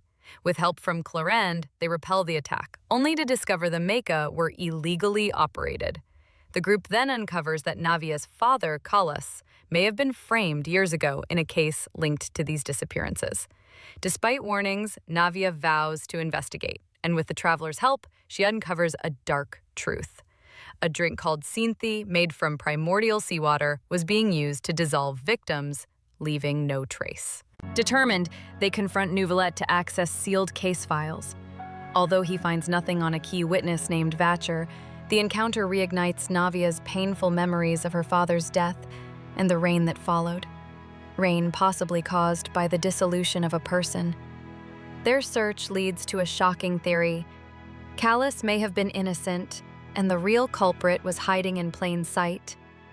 They trace everything back to Marcel, a high-ranking figure who is eventually revealed to be Vatcher himself, the one who started it all in a desperate attempt to reunite with his lost love, Vigner. At the final trial, Neuvillette convicts Marcel, but to everyone's shock, the oratrice also declares Tartaglia guilty, even after proving his innocence. Tartaglia resists arrest, forcing Neuvillette to subdue him. Days later, the traveler visits Callus's grave with Navia and Neuvillette. There, Neuvillette confesses his past misjudgment, believing no man would die for justice. Callus proved him wrong. Now, with the mystery resolved and her father's name cleared, Navia finds peace and a renewed drive to uncover the truth behind Fontaine's hidden dangers. After some rest in Fontaine, the traveler and paimon are summoned by Neuvillette, who reveals that Child has mysteriously vanished from the fortress of Meripede. The only way to investigate is from within, so Neuvillette stages false charges to send the traveler and paimon into the prison undercover. Inside, they meet Riesli, the prison's warden, and discover that Linny, Lynette, and Freminet have also entered the fortress for their own investigation.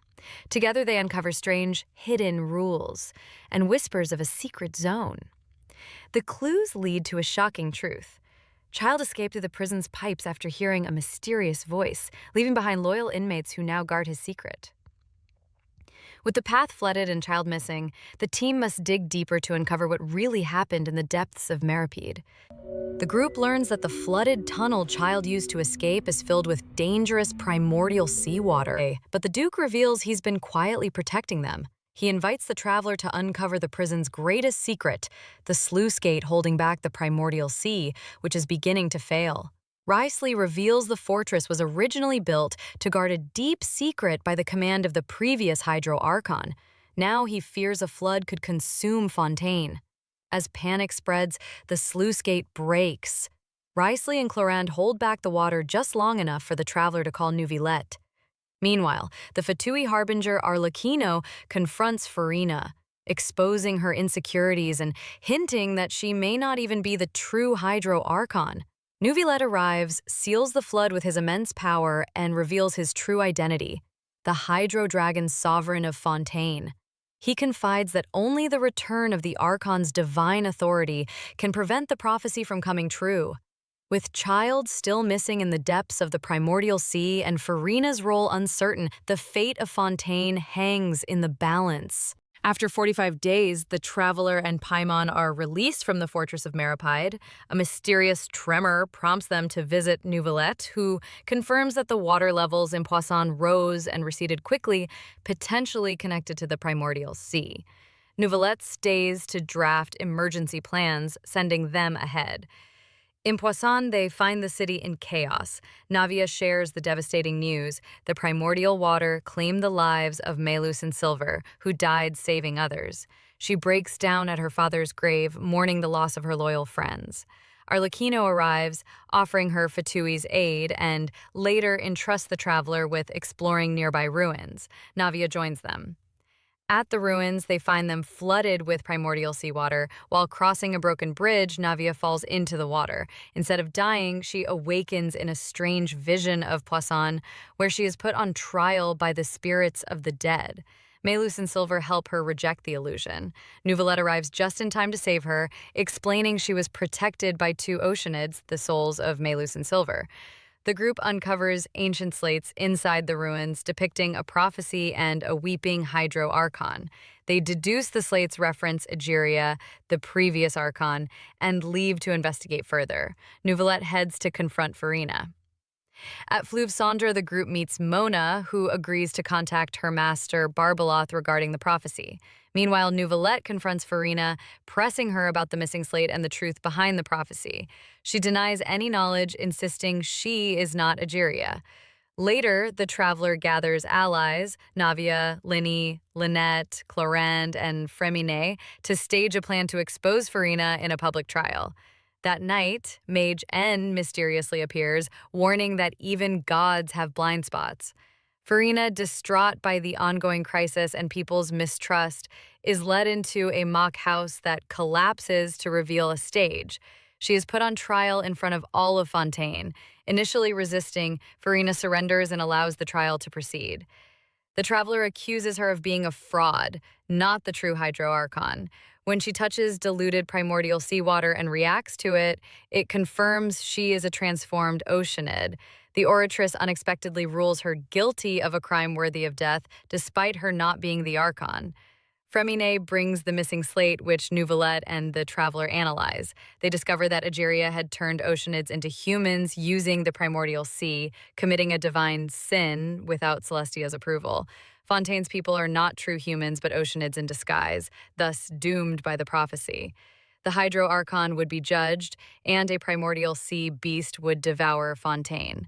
Suddenly, the ground quakes, and the monstrous narwhal entity emerges. Nouvelette and Child briefly fight it, delaying its advance. The beast retreats, but Nouvelette realizes it will return stronger. The prophecy is inevitable, but there may still be hope. Nouvelette and Traveler are pulled into alternate realms by Farina's tear. Nouvelette meets Folklores, the true Hydro Archon, Farina's divine counterpart.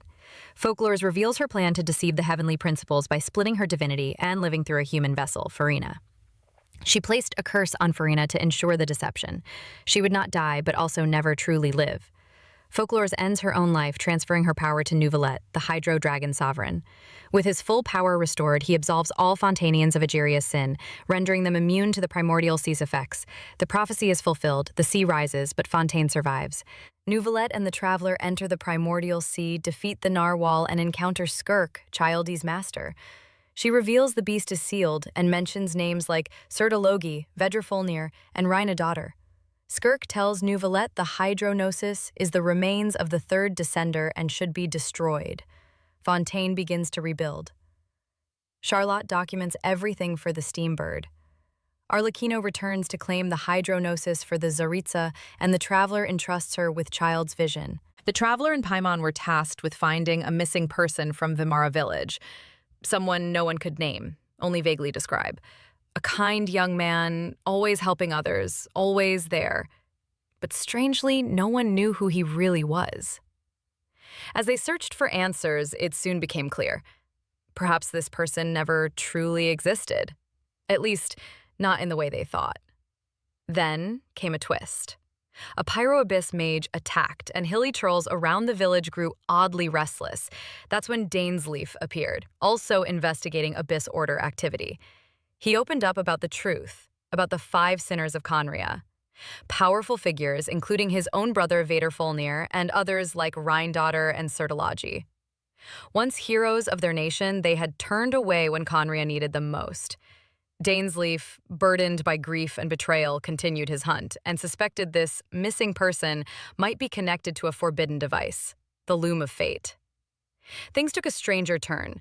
Dainsleif began experiencing memories that weren't his, memories of giving the first field tiller's eye to someone he never met, someone implanted into his mind. Realizing it was a trap set by the Abyss Order, he sent the Traveler away and stayed behind, knowing who would come. And he was right. From the shadows, the Traveler's sibling appeared, holding a golden sword. They had come alone, to speak, but only after a fight. Meanwhile, the Traveler awoke in a version of Caribert's memory, guided by the very person they were seeking. Caribert revealed the truth. The Loom of Fate could manipulate ley lines, create memories, and even alter reality. All the events in Vimara village were his doing, a life he tried to recreate for himself. And now, the loom was complete. But the eye? That was a lie, just a false memory. Caribert had never given it to anyone. It was all to lure the sibling. And it worked.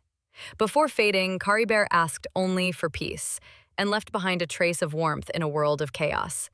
The sibling then appeared before the Traveler once more, a moment long hoped for, yet tragically fleeting. They couldn't touch. The sibling wasn't real in this space. And as the memory began to collapse, the siblings spoke with quiet urgency. They were running out of time. The heavenly principles would awaken soon, the loom had to be finished, and they still didn't know if their path was right. Their war against the gods continued, but loneliness lingered. Then the traveler awoke. Back in Vamara village, Paimon explained that the villagers had found them unconscious. Dainsleif had come to check on them too, injured and silent. Strangely, the villagers now remembered Khaenri'ah, a man who left with 2 others. When the traveler looked for Atosa, she simply hoped he would return one day. Paimon asked what had happened, but the traveler could no longer remember. And yet, in their pocket, a photograph of 3 people, the traveler, their sibling, and Khaenri'ah, smiling as if they had always known each other. A final message from Khaenri'ah. No matter what happens, get along. Travelers soon arrive in Natlan, nation of war, in the hopes of meeting the Archon. Instead, they found Khaenri'ah, a young girl mourning her teammates who had left her behind for the pilgrimage. She was a bearer of an ancient name, and though hesitant, she saw strength in the traveler and paimon and offered to guide them, hoping to learn from them in return.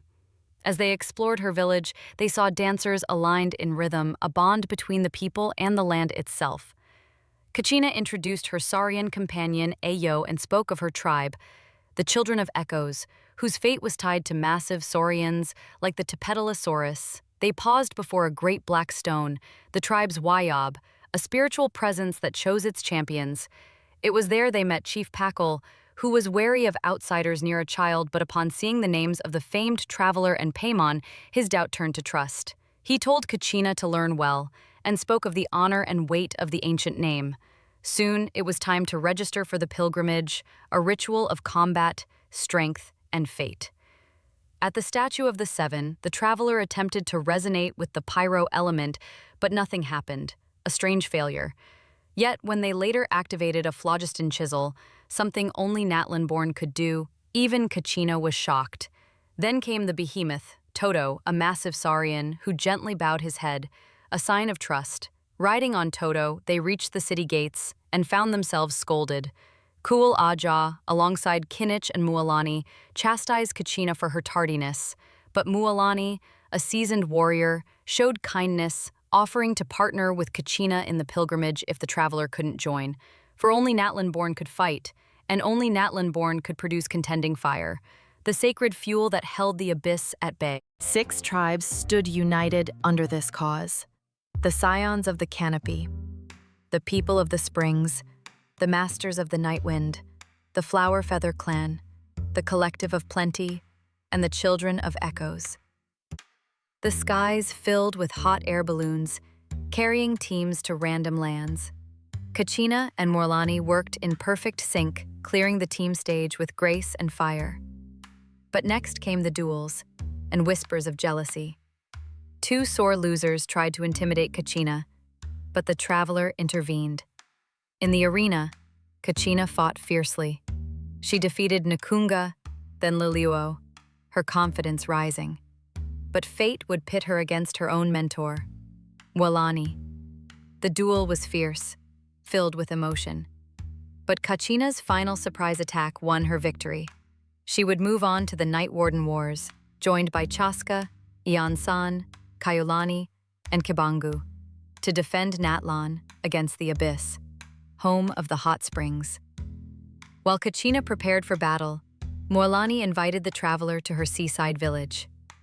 There, they hoped to relax in the famous hot springs, but tradition required a trial soak in artificial springs first. A rule enforced by Atea, a former warrior scarred by abyssal wounds. Together, they prepared a surprise celebration for Atea. Yet, the night brought terror. The abyss attacked. Monsters surged from the shadows, twisted forms of saurians and wolves. The traveler fought valiantly and discovered the source, abyssal pylons hidden nearby. As they rushed to destroy them, they found that Atea had already struck down the final one, but the cost was grave. Though the traveler used purification powers, the damage within Atea was too deep. She had known. Her time was short. The next day, Atea joined the celebration. Her smile was tired but proud. She took Morlani and the traveler aside, sharing her truth. She had days, not weeks. But she no longer feared death. She handed the traveler a talisman, her final gift, asking it be delivered to the Pyro Archon when they met again. After a peaceful break with the people of the Springs, the traveler and paimon learned that Khaenri'ah, though killed during the Night Warden Wars, should be revived by the Ode of Resurrection. But when the Pyro Archon, Mavuika, enters the sacred flame to retrieve her, Khaenri'ah does not return. The ritual fails, shocking everyone. Mavuika halts the pilgrimage and calls for an investigation, suspecting the Abyss has begun to corrupt the sacred laws. In a private meeting, Mavuika reveals the growing abyssal threat and the danger of continuing the pilgrimage. She decides to find Khaenri'ah's ancient name, and a rescue mission forms. The traveler, Mualani, and Chaska set out to retrieve her. Meanwhile, Capitano of the Fatui Harbingers arrives and challenges Mavuika, accusing her of failing an ancient oath. Though wounded, he escapes with help from a mysterious ally. Archon! It's the Fatui!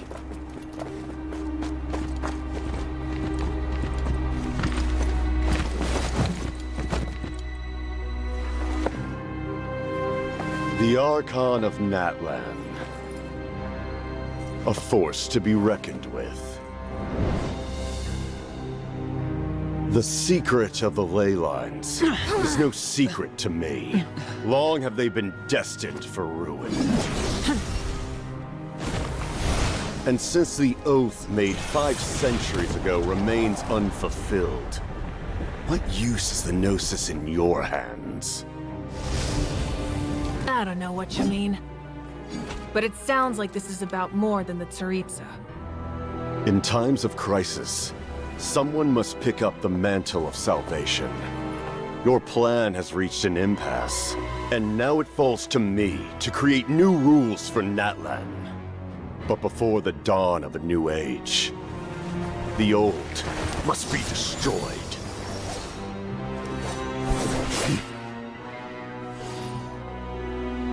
I assume that's the end of your speech? Good. People like us, let our blades do the talking!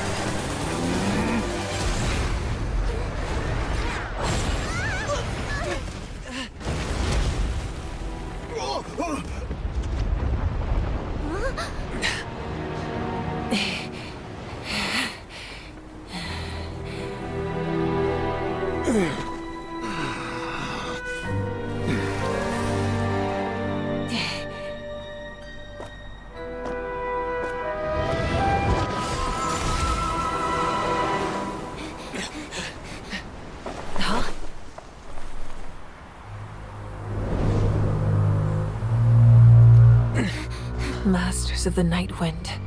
Send word! The captain and his followers must be apprehended. With the help of Vichama, a spirit speaker, they perform a dangerous ritual. The traveler purifies abyssal energy, allowing them to recover Kachina's name and gain insight into Vichama's long-held guilt over a past failure. They prepare for the journey into the Night Kingdom.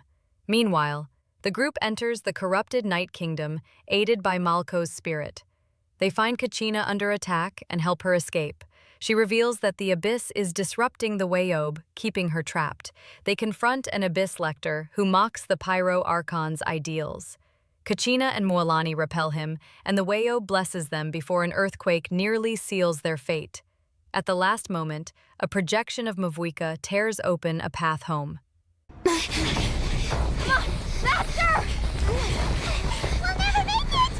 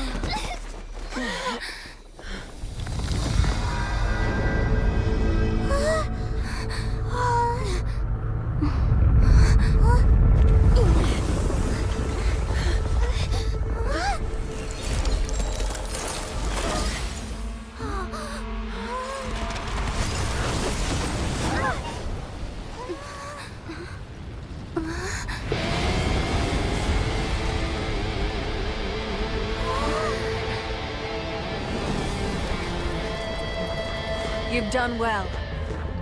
Now come home. Back in Natlan, Mavuika confirms that Kachina's rescue was part of a larger plan set in motion after the Cataclysm. Natlan needs 7 heroes, each chosen by their tribe's Wayob, to survive the next great threat. 4 have now emerged. Mavuika sacrificed sacred mementos of past Pyro Archons to rescue the group, and asks the traveler to help complete the plan. During celebrations, Mavuika promises to forge an ancient name for the traveler. In the shadows, Capitano retreats, refusing to take Mavuika's gnosis, honoring her strength and the coming storm. 2 days later, at Natlan's Adventurers Guild, Piltzen reports on the Abyss's movements before leaving. The traveler and paimon arrive, and Catherine explains that the Pyro Archon has ordered the Scions and the Guild to work together, stationing warriors across the land. Kachina, now well enough to travel, joins them, saying she intends to become one of those warriors. She also brings them to Shilinen, who has been tasked with forging the traveler an ancient name. Shilinen is surprised to learn the traveler is an outlander, since ancient names are usually impossible for foreigners. Still, she accepts the challenge as proof of Mavuika's trust. To begin, the traveler must be acknowledged by the Wayob. For guidance, they seek out Sitlali, an expert on the Night Kingdom, though she is difficult to approach, especially after her spirit speaker stone was broken. With Kanich's help, they deliver Shilinen's letter of support. Days later, Sitlali finally meets them at the Stadium of the Sacred Flame. She agrees to help, but only if the traveler assists in proving Auroron's innocence. She senses lingering souls on the traveler and explains that the Lord of the Night, protector of Natlan's ley lines, must be consulted through ritual. Meanwhile, they begin searching for Auroron, who was last seen near Fatui forces. Following a trail of phlogiston, they split up. The traveler collapses into the Night Kingdom, where Auroron reveals himself alongside Capitano. The Fatui Harbinger warns the traveler not to trust Mavuika's plan and hints at a hidden backup plan tied to the gnosis. Back in reality, Auroron is freed from a Fatui camp, though Sitlali grows frustrated with his secrecy. Later, Capitano secretly meets the traveler again, offering alliance and revealing his doubts about Mavuika's strategy. Their meeting is interrupted by Sitlali, who suspects Auroron of colluding with the Fatui. Tensions rise, and over drinks, Sitlali shares her insecurities and Auroron's troubled past. his incomplete soul and failed role as a vessel for the Night Kingdom. Before they can process it all, the Abyss launches a full-scale attack across Natlan. The Traveler and Paimon aid evacuations and learn from Mavuika herself that Capitano's backup plan would mean erasing the Night Kingdom entirely. Suspicion deepens when Chaska and Chuichu overhear the Fatui searching for the source mechanism, a device linked to Natlan's ley lines. Finally, Citlali brings the group Ororon's memory gem, revealing how he once saved Capitano's life. In doing so, they uncover the Harbinger's true intent to reconstruct Natlan's ley lines, an act that could rewrite memory itself. With the truth in hand, they rush to Mavuika with their findings. Mavuika tells the others she's found Capitano. Citlali warns her of Ororon's dangerous memory and the source mechanism he seeks to use, likening it to the gnosis. Despite her lost powers, Mavuika insists on facing Capitano again, planning for Khaenri'ah to distract the Fatui, while Xalanen leads the others to the device. They infiltrate the base, reaching Capitano and Ororon just as the device activates. Ororon erupts with strange power, but Capitano restrains him, demanding the identity of the soul within. In the confusion, the Traveler shuts the device off. Inside his fractured soul, Ororon confronts Guthred, a Khaenri'ah who mocks his worthlessness and threatens to claim his body.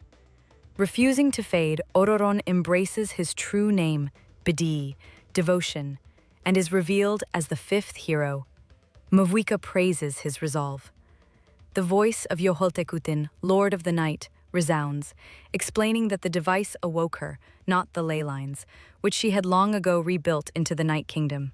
She offers to sacrifice herself to restore them again, revealing her kind were once angels, now remembered only as Seelies. Mavuika refuses the offer, unwilling to repeat the sin of the gnosis, while Capitano insists survival is all that matters.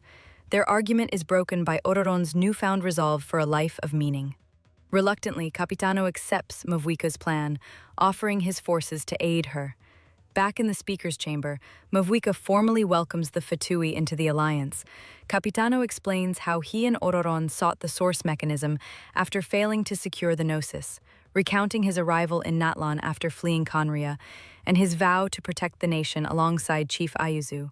Though weakened and cursed, he admits he once hoped to use the gnosis to save Natlan before handing it to the Tsaritsa. When asked what uniting all 6 heroes means, Mavuika reveals they would wield Xbalanque's power from Renova, god of death. But the Abyss, sensing Ororon's awakening, intensifies its assault. The Traveler and Paimon help evacuate villages and repel attacks as tumors rain across Natlan, spawning endless monsters.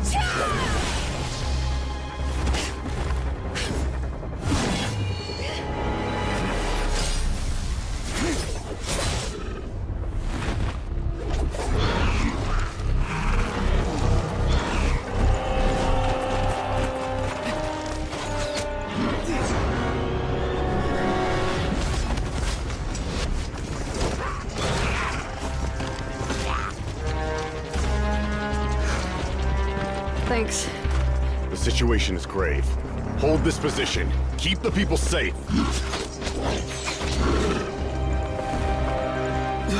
Chaos and emptiness. So that's the Abyss.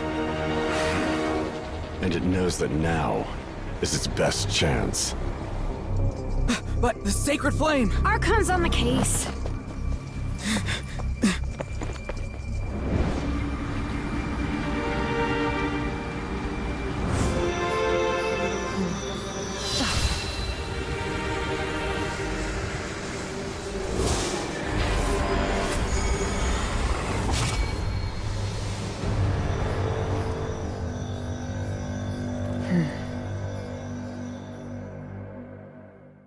In the chaos, Chuichu falls to abyssal corruption despite their efforts, and Chaska, stricken by grief, awakens her ancient name as the sixth hero. With all six assembled, Mavuika leads the ritual of the Ode of Resurrection, declaring war against the abyss.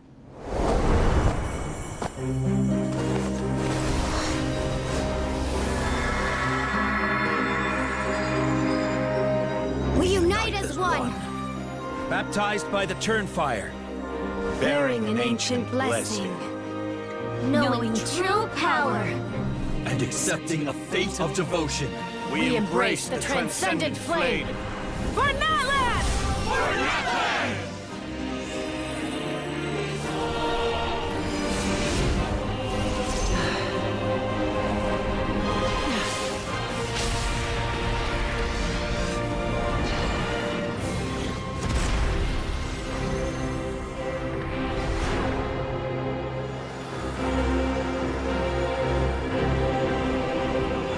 In the name of the Pyro Archon Halloran, I declare the Night Wars underway!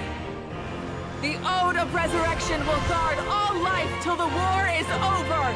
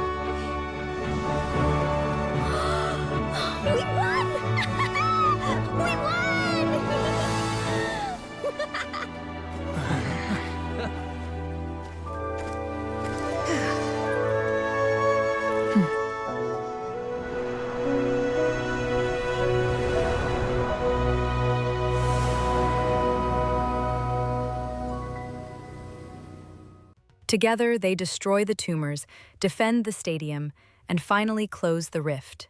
Though victorious, Mavuika prepares to descend alone into the Night Kingdom, where abyssal corruption is fatal to all but her and the Traveler.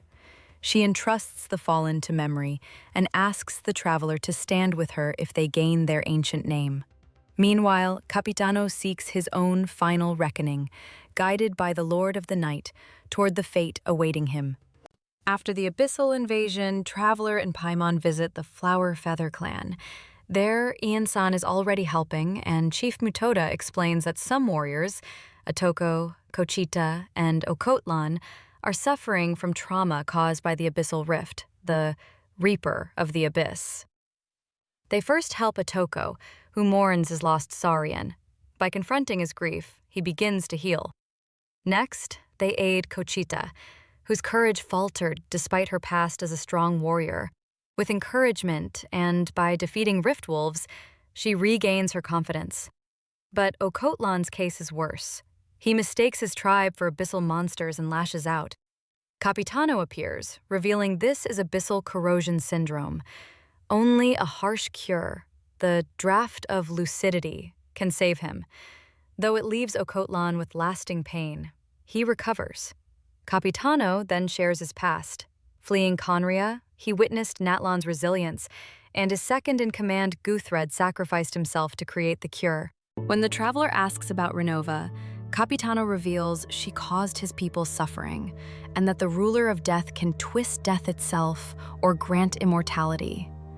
He removes his mask, exposing his true face, and warns that the battle isn't over. Soon after, Selenin gathers the clans to record the travelers' feats into the Pilgrim's Chronicle, a vital step toward forging their ancient name. With it, she declares, the final war can at last begin. Mavuika summons the traveler, saying their ancient name is nearly ready. While resting, the traveler dreams of the Night Kingdom, witnessing tormented souls and Capitano pressing onward with a rift in his chest. Back in Natlan, Mavuika reveals her plan to enter the Night Kingdom, but insists the traveler rest. They attend a feast with friends, where Ororon's ritual reveals Capitano contains countless souls and may be linked to Thrain. Soon after, Selenin completes the traveler's ancient name, Tumaini, Hope. Testing it draws many lost souls, including heroes and Io's grandparents, who choose to remain with him. At the stadium, Tumaini is revealed to all. Mavuika and the traveler enter the Night Kingdom, fighting alongside spirits and friends until finally facing Gosoithon.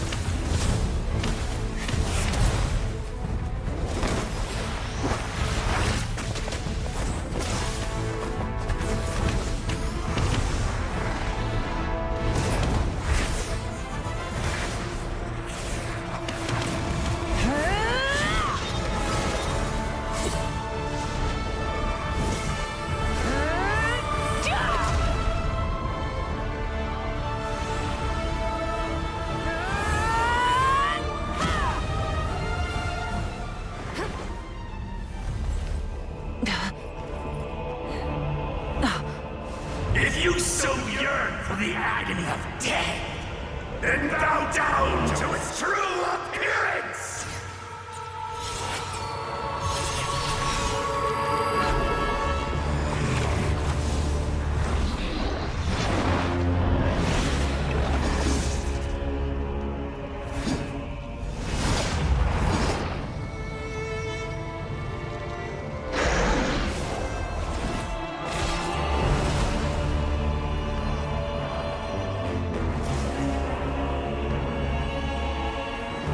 You who traverse the stars, fear not. Natlan has placed its trust in you. Descender, ignite your fire, the hope that burns within.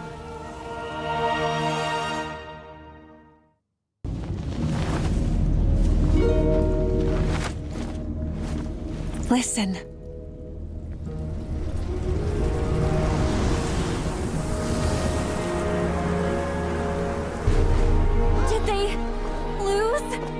No, it can't be!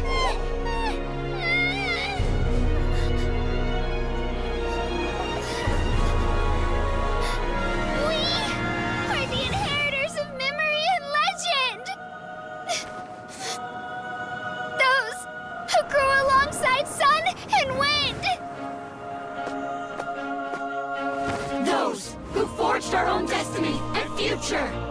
That is Natlan's fire! The lifeblood of our nation!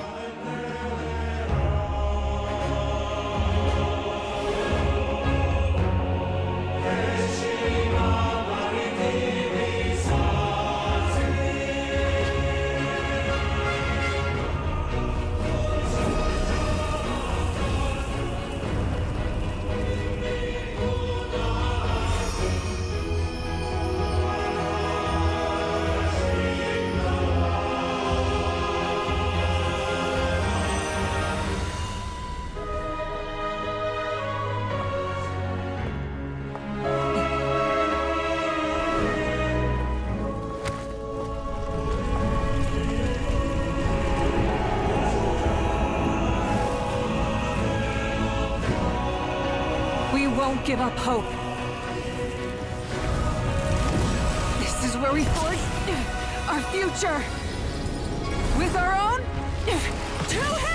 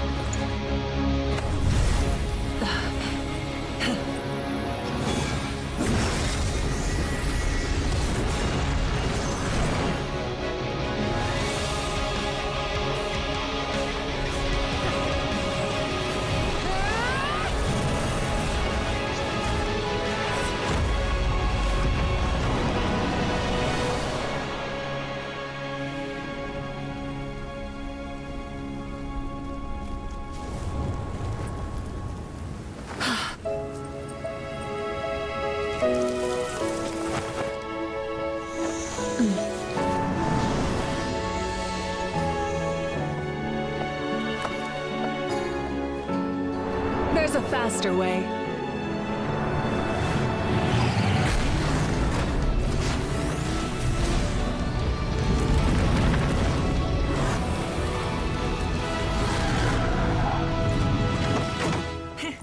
Hop on.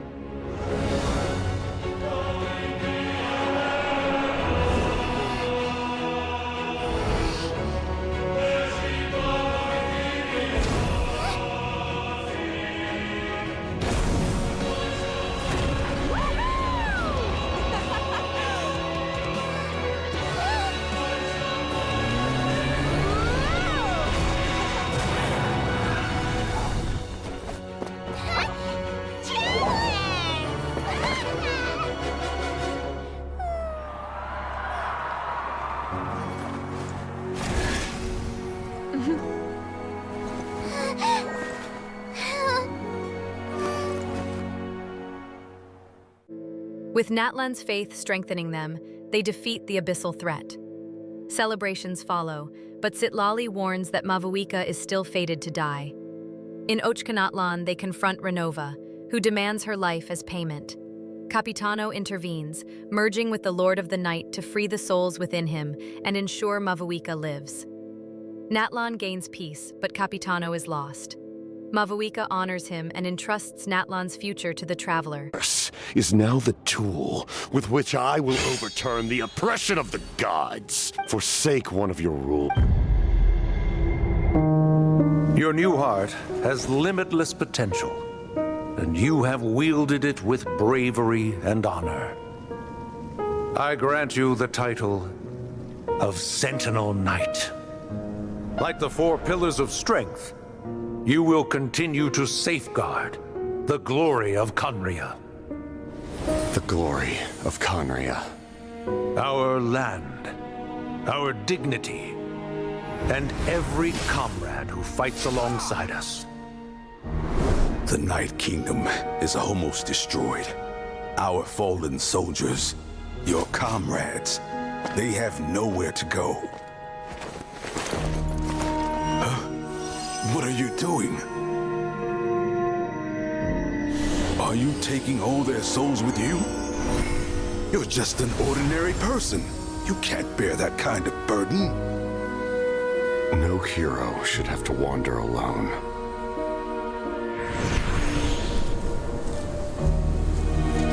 The curse of immortality. Using immortality to fight death. Using my rules against me. Make your choice.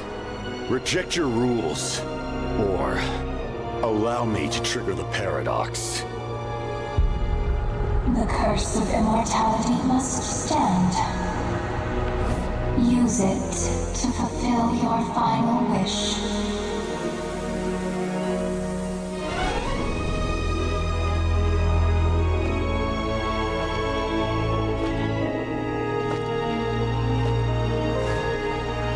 Well fought, my lord. Thank you for everything.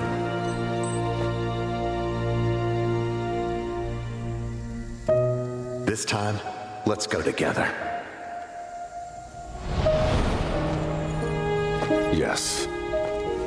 Let's go together.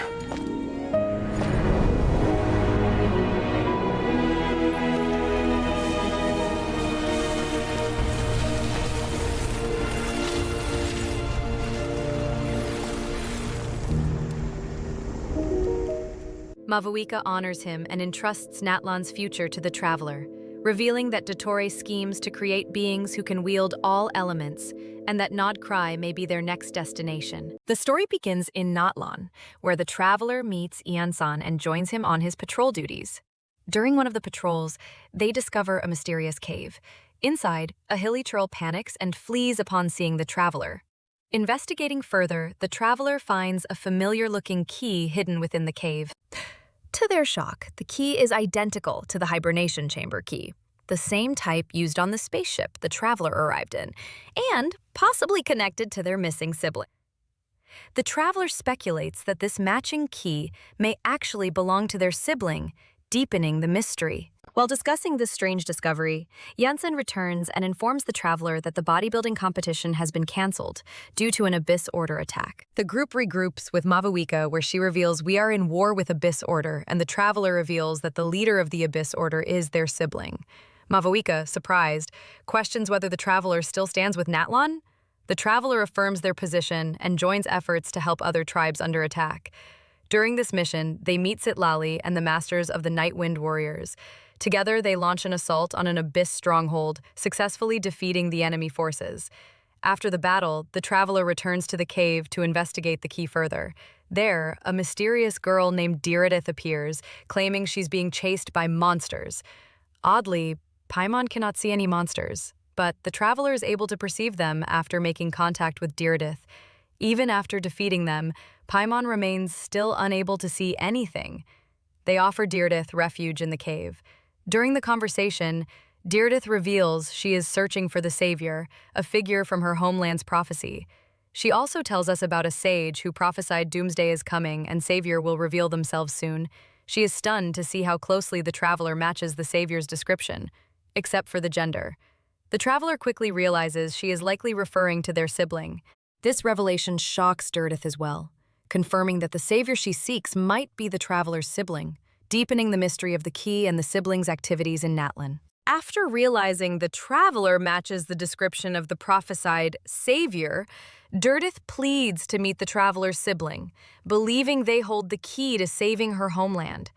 However, Paimon explains that the traveler is also still searching for their sibling. Understanding their shared goal, Diridith proposes that they work together. She reveals that a doomsday is inevitable, and only the Savior can prevent it. For her safety, she remains hidden in the cave, while the traveler returns to Janssen, who reports that the war has reached a stalemate. Janssen reveals that Abyss Order is engaging in some kind of meditation. Traveler talks to soldiers to boost their confidence. When the group reunites with Citlali, the traveler reports this strange behavior. Citlali reveals that in a dream, a foreign noise had entered Natlan's ley lines, suggesting a disturbance from another dimension. Upon hearing this, the traveler shares their experience with the invisible monsters near the cave. Janssen, concerned, warns the traveler to be cautious around Diridith. Returning to the cave unannounced, the traveler is attacked by Diridith, who mistakes them for a monster. She apologizes, explaining she's injured and starving. The traveler cooks a meal for everyone, and over dinner, Diridith opens up about her desire to explore the world beyond her homeland. Suddenly, abyss monsters appear again, invisible to others. The traveler holds Diridith's hand to see and fight them. That night, the traveler stays to watch over her. But while looking at the hibernation chamber key, they fall asleep. In their dream, the traveler sees their sibling speaking with the Lord of the Night, but the vision is interrupted by sharp pain and a mysterious voice in the darkness. The mysterious voice whispers about doomsday and the birth of a savior. And the birth of a savior. They wake up to find Diridith holding their hand, saying she felt they were suffering in their sleep and wanted to comfort them. The traveler barely remembers the dream. Only the image of their sibling remains. They return to sleep while Paimon keeps a cautious eye on Diridith. The next morning, the traveler leaves food for Diridith. As they part, she asks how to stay in contact if she finds something about their sibling.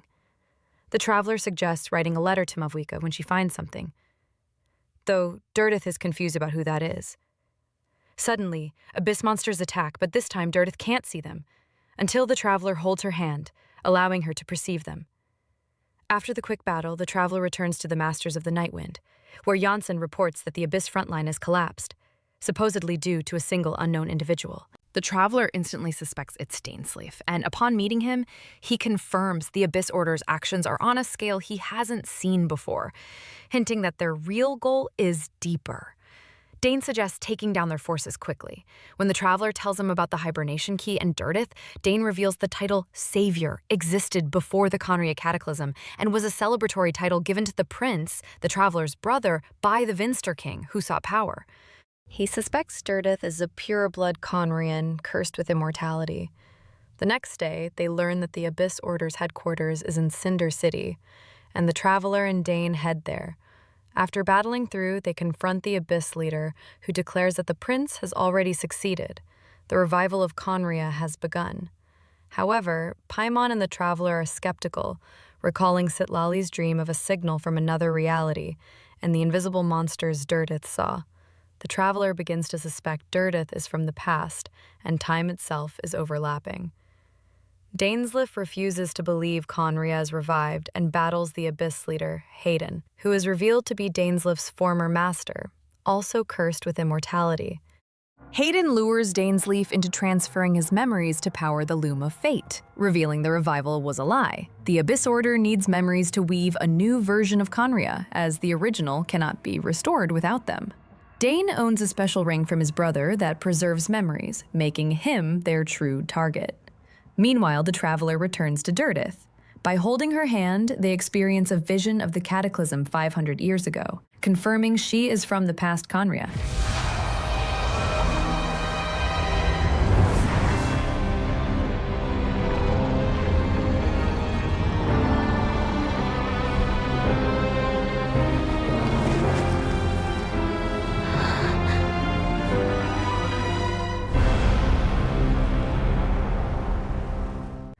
She asks for a memento to give to her brother. The Traveler realizes that the hilly churl they met at the beginning, who held the key, was Durdith, who kept the key for 500 years even after losing her human form.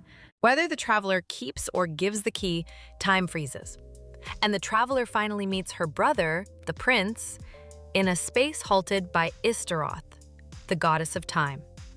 The prince reveals that Durdith showed in the key 500 years ago, and though he wanted to reunite, she was still in hibernation. The "We will be reunited" cutscene shows her running, possibly indicating she awoke and saw Khaenri'ah's fall. The prince says he negotiated with the Lord of the Night, who allowed him to use the Loom of Fate and weave a new realm based on Khaenri'ah. He now possesses the Atlas of the New World.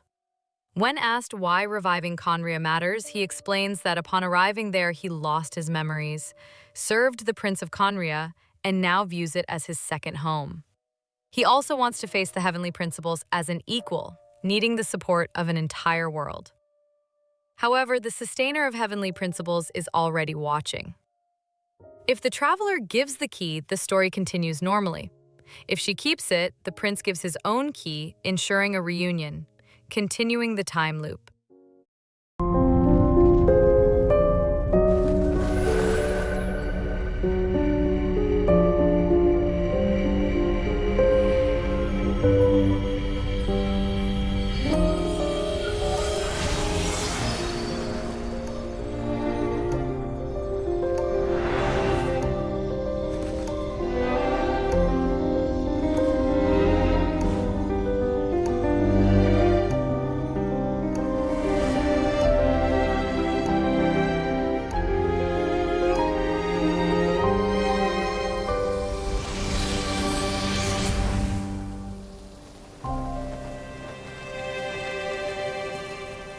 After the farewell, the Traveler returns to the real world. Citlali reveals she spoke to the Lord of the Night in a dream, who allowed the loom's use only after confirming it wouldn't harm Natlan. However, the Lord of the Night had one more condition, which is not told by Lord of the Night to Citlali. Finally, the Traveler returns to the cave, emotionally overwhelmed.